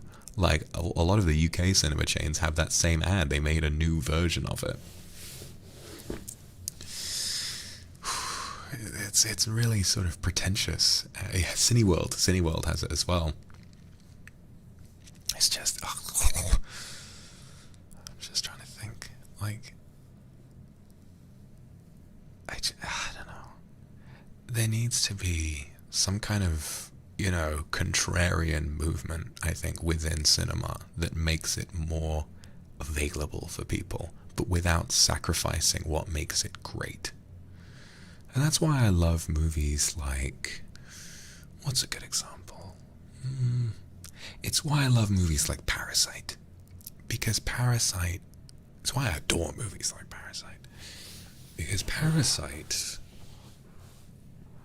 first of all, while being the first foreign non-English language film to ever win the Oscar for Best Picture. In fact, Bong Joon-ho that night took home a tie for the most Oscars received by a single person in one night, tied with Walt Disney. And I love, it kind of sums up what I was saying. I love how funny and down-to-earth and lovable as a guy he is because of that picture he has of him making his 2 Oscars kiss, right? The Oscars don't fucking matter at the end of the day. The Oscars are the biggest perpetrators of making film seem like a completely impenetrable, celebratory, self-masturbatory exercise for rich people to think about how great they've been this year. The Oscars don't fucking matter. What matters is the fact that Parasite is a very accessible foreign film. Is that even with, even being in a foreign language, for obviously if you're Korean it would have been like a different experience, but for those of us in the West and those of us in other parts of the world, it's a film in a different language, and so many people got used to the fact that it had subtitles, and they were exposed to the fact that holy shit, Korean movies are really good. Korean cinema is amazing.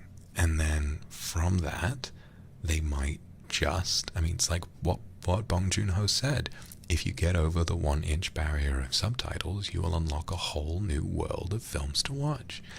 And people have. And then there was Squid Game, exactly. And then maybe they would understand, and then maybe they would start watching other Bong Joon-ho movies, Maybe they would watch one of his American films like Snowpiercer and then be tempted to watch Parasite, and then they would be tempted to watch Memories of Murder or Old Boy, Park Chan-wook, right? Decision to Leave. So many of these films, and then suddenly the fear of reading subtitles disappears, and then you gain access to other film, I was about to say film cuisines, other international film markets. So Bollywood maybe, or Spanish film. I love Spanish films. Oh, I love Mexican film as well. It turns out that Alejandro Gonzalez Iñárritu actually has ADHD as well, which is very inspiring to me. So, sometimes I worry that I'll kind of struggle if I ever reach that level. I worry that I'll kind of struggle too much to actually fit in, but knowing that he has it as well is really nice. Kat, thank you very much for the Axe Super. Oh, I'm fucking excited for Barbie. That's gonna be sick. That's gonna be sick. Ryan Gosling fits so well. Ryan Gosling fits so well into Ken. Like, what is it he said? He was like, yeah, I feel like I've been preparing for the role of Ken for my entire life. My Kenergy is very strong. I'm like, he knows exactly what he's doing. He knows exactly what he's doing. And I love Simu Liu, and I love Michael Cera and Margot Robbie. Like, everyone's going to be great in Barbie. And I want to watch Oppenheimer as well. That looks like a very interesting film. A lot of good movies coming out this year. A lot of good movies. What was I going to say? But yeah, you discover so many more worlds and so much more if you just have that one gateway movie. That one movie that brings you into the next world of cinema. A film that's made differently, but not in a way that's impenetrable. And I don't think it's a perfect film, but I really have to give credit to Todd Phillips' Joker. I think that that film has the potential to be a gateway drug movie for so many people who previously would have only seen like Marvel, DC, or whatever. I mean, it's one of the highest grossing movies of all time, and it's a slow, very slow paced, essentially character study. Imagine that. Imagine in our day and age, you know, a character study and like a performance piece from Joaquin Phoenix would be $1 billion earning film. That's insane. It's not a perfect film. To me, I think the biggest flaw with Joker is the fact that I don't think it's very rewatchable. You know, I think twice is kind of the limit, and then after that, it kind of feels like it shows its entire hand in the first watch, and it's really great the first time you watch it. Like, there are a lot of mysteries, and even if some aspects of the plot can be a little predictable, it's very fun to kind of pick up on all these little clues and kind of look forward to what's coming next. And sometimes a little bit of the dialogue is a bit too on the nose, but overall, I think it's pretty great. And I really hope that because of the comparisons to Scorsese movies like Taxi Driver, like King of Comedy, that people who watch Joker will be like, God, I really want to see something more like that. And then what you've done is you've opened up cinema for people other than your fucking self. You know, instead of relying on the average guy to have a widely researched understanding of film history and of, you know, and of media, which most people, especially not in positions of privilege, will not have the opportunity to have engaged with yet, just by making a film, just by making a film that has more interesting creative aspects, that is more accessible, we can bring more and more people into a place where they understand how to discuss films in a more productive way. And when that happens, more people will discuss films in a more exciting way, and then we will inevitably get better movies. And that's great. That's really cool, you know. Or like when Guillermo del Toro made Pacific Rim. You know, Pacific Rim is a great popcorn movie, really, really fun, fantastic direction, great action, great soundtrack. People who watch Pacific Rim, damn, this was really good. I wonder what else this guy has made. Pan's Labyrinth, Pinocchio, all of those movies. You suddenly, Shape of Water, suddenly you watch Pacific Rim for some fun at the movies with your friends, and you've unlocked Guillermo del Toro. You know, he's great at making films that are enjoyable for everybody, artistically pure and brilliant, but also completely accessible to everybody who wants to watch them. They're not kind of, and I don't think that being inaccessible is a bad thing. No, not at all. I just think that there needs to be more crossover. There need to be more kind of like schlocky popcorn movies that actually have something of value to offer to filmgoers. You know, imagine, like, I think a really fucking good example is Puss in Boots.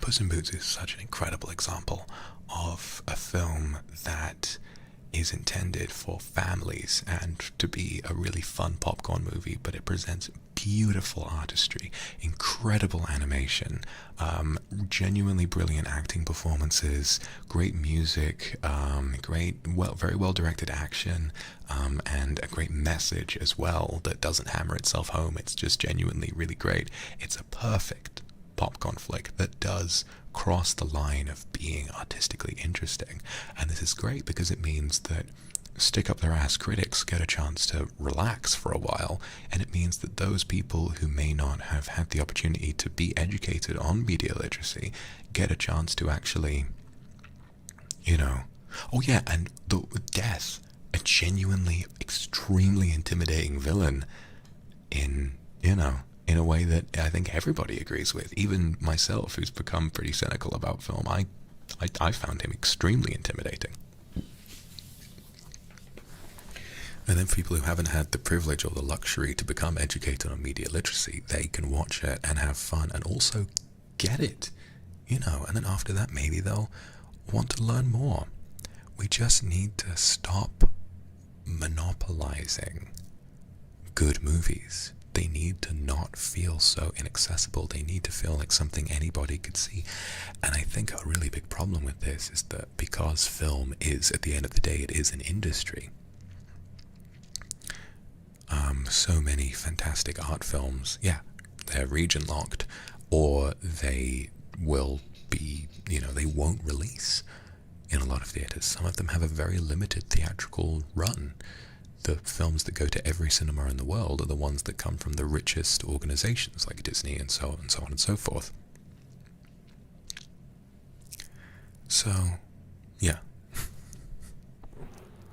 That's what I'm trying to say, is that what I want to do is that if everything in my life went perfectly, and if I got the chance to make films and I made them in a way that I loved and I was very happy, I would want to protect the kind of money that I made, and I would want to then use that in some way to make sure that art film and more, as of right now, inaccessible films can be watched and enjoyed by more people.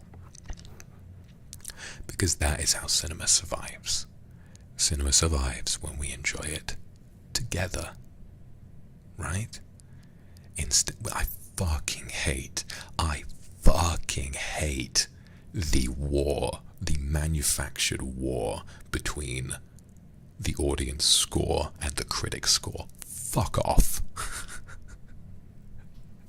You don't need to agree with critics to enjoy a film, and critics who gave the Mario movie like a 40% or whatever it is actually don't give a shit about the film. It's so weird to base so much of your personality around like a number given to a film. Some of my favorite movies have really shitty scores from critics. I don't fucking care because I love them. What score did on Rotten Tomatoes?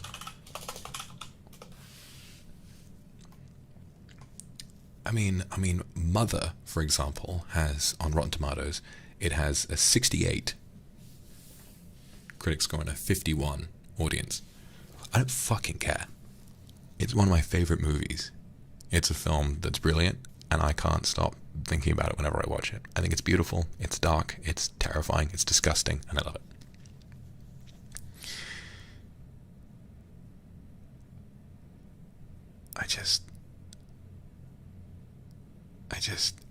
I've lost track of it now. I completely went on a different train of thought. But what I'm saying is, like I was saying, cinema survives when we watch films together. And by manufacturing this, I think that there's an onus on audiences and an onus on critics to understand one another better. Because with the Mario movie, we saw a lot of this. Audiences did not understand why a critic would not like it, when most critics will watch 4 movies a day. And let's be honest, even though I like the Mario movie, I think it's a lot of fun to watch as someone who loves Mario. The Mario movie is a pretty basic family movie. It's like very scriptless. It's full of fan service. Not much really happens in it, but what does happen is like a lot of fan service that's really fun. And if you're a Mario fan, like that's what the Mario movie needed to be. You can enjoy a film and still understand its flaws. Like, why is that so difficult to understand? But then I kind of have to listen to myself and appreciate that, yeah, a lot of this comes from a lack of film education and from a lack of, stimulating friendly discussion, when so much film discussion is such a huge argument, right? Then maybe it is difficult for people to engage with each other and rather to engage against each other. Critics are a very diverse group of people who come from, all sorts of different backgrounds and environments. It's just that by refusing to understand what they're trying to say, you kind of wind up with this weird tribalism that just isn't constructive.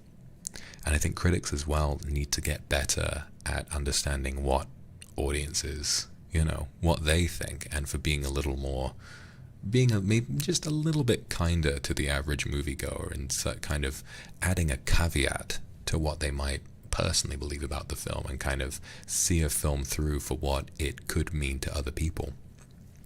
Watching a film and saying, you know, I personally didn't like it, but there were these aspects that you may enjoy, you know, I think there's definitely become this really frustrating onus on absolutely shitting on a film that you don't like, when, you know, really there might be aspects that a lot of people can enjoy a lot.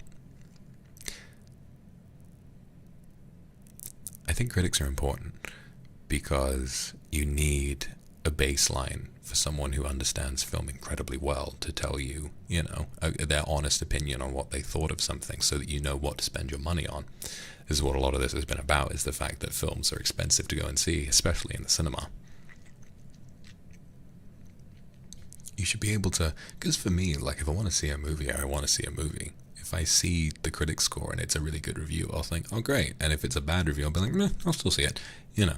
I think that that's kind of the most important thing, is that there shouldn't be this, you know, I think I've been missing the point. I think the real problem is the fact that there's a fucking number. That's the real problem. The real problem is that we can see either the big red symbol on Rotten Tomatoes, or we see the big green symbol, and when we see red we go, I agree, and when we see the big green symbol we think, critic's wrong, you know. Really, this could all be solved if we just legislated and banned the idea of numbered review scores, and just, instead, how about you read the article as it was written, you know? How about you read it? If you're really interested in seeing a film, see it, and if you're concerned about how to spend your money, if you're trying to save money, pick up an article and spend 5 minutes, at the very least, fucking skimming it. You know? I don't know.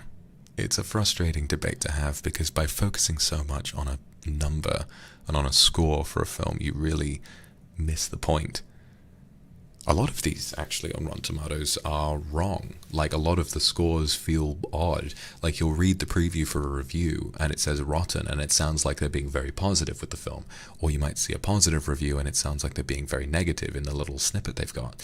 Like, it's weird. We're relying on some moderator at Rotten Tomatoes to read an entire review and then decide in their heads, all right, did this person like it or did they not? What if the critic themselves didn't give it a review score? What if they just, weird concept, wrote a fucking article, you know, and didn't put a number at the end of it? Thank you very much, Benny Benny, for the Akasupa. Revisiting Korean movies on the site. Ooh, that's great. I really enjoy talking about cinema too. I'm glad you guys put up with my rants. Olivia, thank you very much for the Akasupa. Talk more about movies in the cinemas. As a movie enthusiast, means so much for me. Loyal membership of AMC. I enjoy the audience clapping. Yeah. I love when people clap at the end of a movie. I love the standing ovation they do at film festivals. I think it's a nice tradition. I think it's a little awkward, like at Cannes, to have like a 20-minute standing ovation. Like, that's a little absurd, but you know. Do I love animated movies? Yeah. Animation's not a genre, it's a format, it's a style. An animated movie can be anything. An animated movie can be Disney, and it can be, you know, it can be the Mario movie, or it can be Anomalisa. Can we get a 1 in chat for anyone who's seen Anomalisa? That's an animated movie. And it's about a man losing track of reality.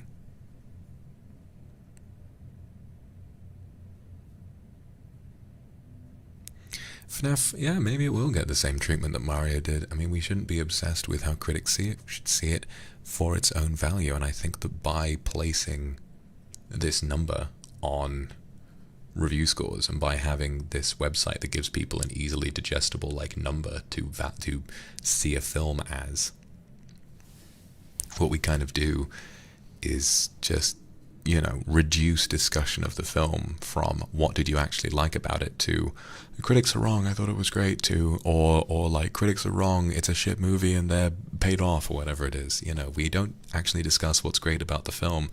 We just kind of discuss a number, and it means that we don't learn anything.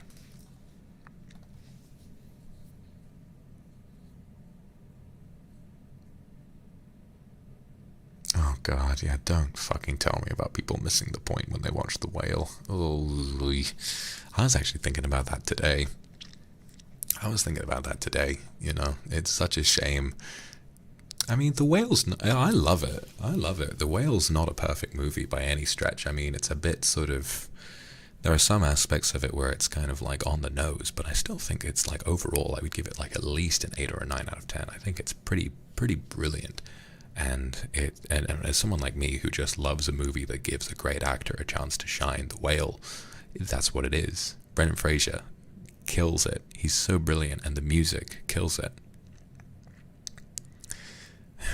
There's like, you know, weird misunderstandings about what it's trying to do, and then I personally, maybe it's controversial of me to say, I don't understand like anyone who feels it was wrong to cast Brendan Fraser, because, you know, I believe he's been through a weight loss battle in his life. Like he, you know, he sort of has that experience, and if you ask for a film this traumatic and ask like we should put a real 700-pound person in this role, I personally think that's an act of cruelty. I mean, the whole point of The Whale is that his condition, I mean, I'm all for body positivity. I think all bodies are beautiful, but I feel as though that there has a limit to when you start to kill yourself with your lifestyle. Like there is a limit to that. You should love yourself, but you should love yourself to be able to take a step away from, you know, to understand that, you know, morbid obesity is as much of a mental condition as it is a physical one, and that by justifying and trying to find value or trying to sort of feel better about being so large that you're dying, you're just going to die. And, you know, that's why, you know, I think that if you had someone who was so obese that they were on the verge of death, like the character in The Whale is supposed to be, the person acting in that would only die sooner. What? Can you imagine someone who, like Brendan Fraser does in the film, that struggles to move around and, you know, has all of these problems that he needs to balance, and then taking a person who genuinely struggles with that in real life and putting them under hot studio lights for 15, 16-hour work days? That's an act of cruelty. You know. I absolutely believe that you should be able to look like whatever you want to look like, whether you're thin, whether you've got a sort of an average weight, whether you're, you know, whether you're kind of plus sized or fat. If you're content with your health, then you should be able to look any way that you want. And I don't think that you're any. It's like you know, someone earlier was saying they wanted to try and lose weight so that I would find them more attractive. And the truth is that I won't find you any more or less attractive no matter what you weigh. You are yourself, and you're beautiful just the way you are. You should make those changes to your body because you want to look that way, not because anyone else wants you to look that way. I just think it's so sad that there are some people who are encouraged to not address problems with their health because, what, you know, there's this strange, oh yeah, and it's such a reductive and awful. It's like I said, I think I was doing like a post-nut RuneScape stream at one point where, like, I was really trying to remind people, so many people who will fat shame you will say, oh no, I'm just thinking about your health, when no, they actually don't fucking care. They just have a weird, like, need to feel like they can shit on you, you know, and try to pass it off as being an act of good, but when really it's not. I personally don't mind how you look. I think that it shouldn't be a question of how you look.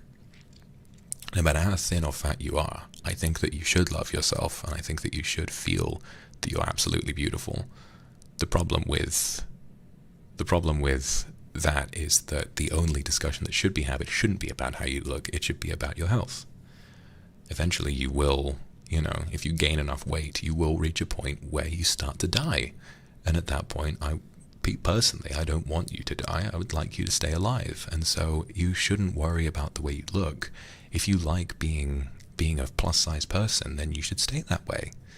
but then eventually you may, you know, if you keep going, it's not about you being ugly or disgusting or whatever it is, it's about your health. So just, I think, you know, at that point, taking steps to walk away from that, even though it's very difficult, it's not easy, you know, that becomes an act of self-love. I think self-love being an excuse to justify yourself slowly dying is not an act of self-love. I think that's an act of self-harm.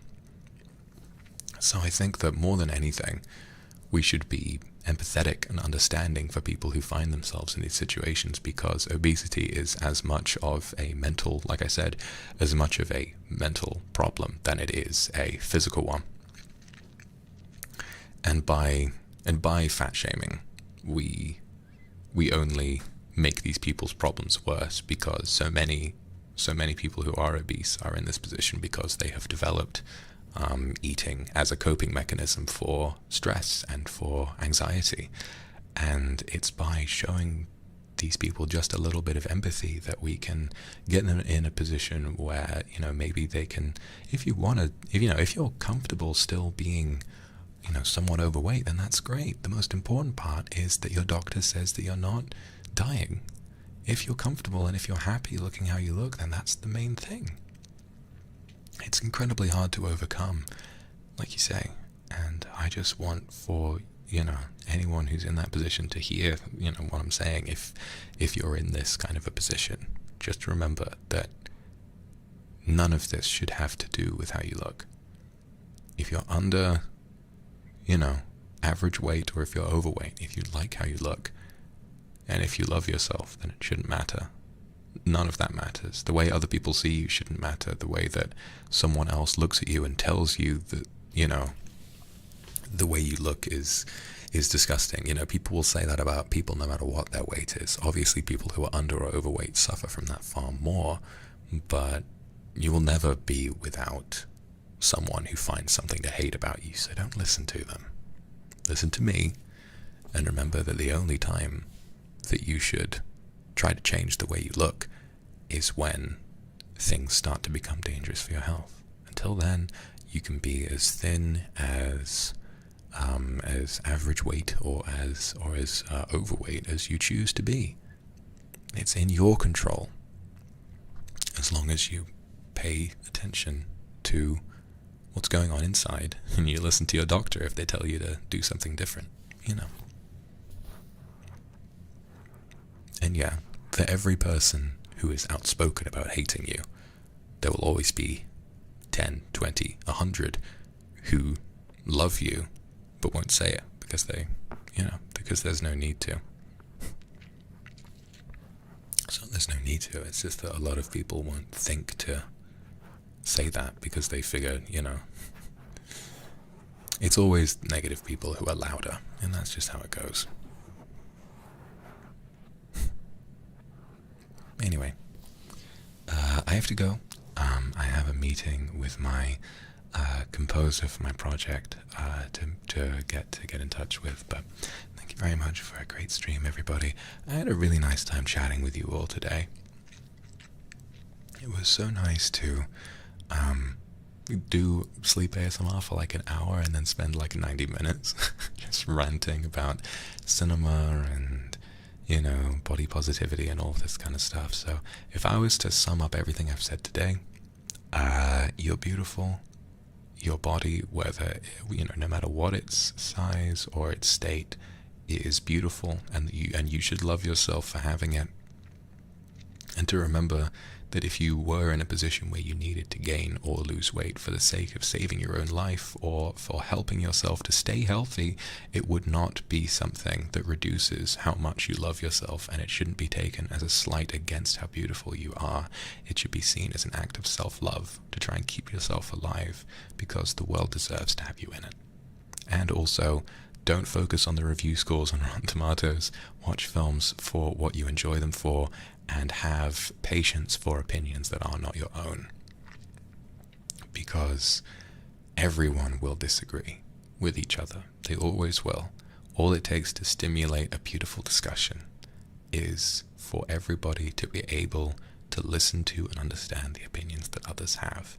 If you responded with kindness instead of vitriol when someone did not agree with you, we'd be able to have a wonderful discussion with everybody, and I think that maybe we'd actually stand to learn quite a bit about each other. So that's all. Hope you have a wonderful night's sleep, and happy 520. I love you. Thank you very much for the super. Nana, Aniko, Sunny, Gulai, Sao, and Mayo, Lingchen, Dera's World, Kumaki, and Dorothy, and Fun. Thanks, guys. Shantia, thank you. I'll see you all. I'm going to take a break for a few days. I will hopefully see you all on the 22nd of May for Kindred Day. We'll have a little Satsudan and chat some more. And then I'll be back on Wednesday next week. So, yes, I'll see you all then. I love you. Bye-bye.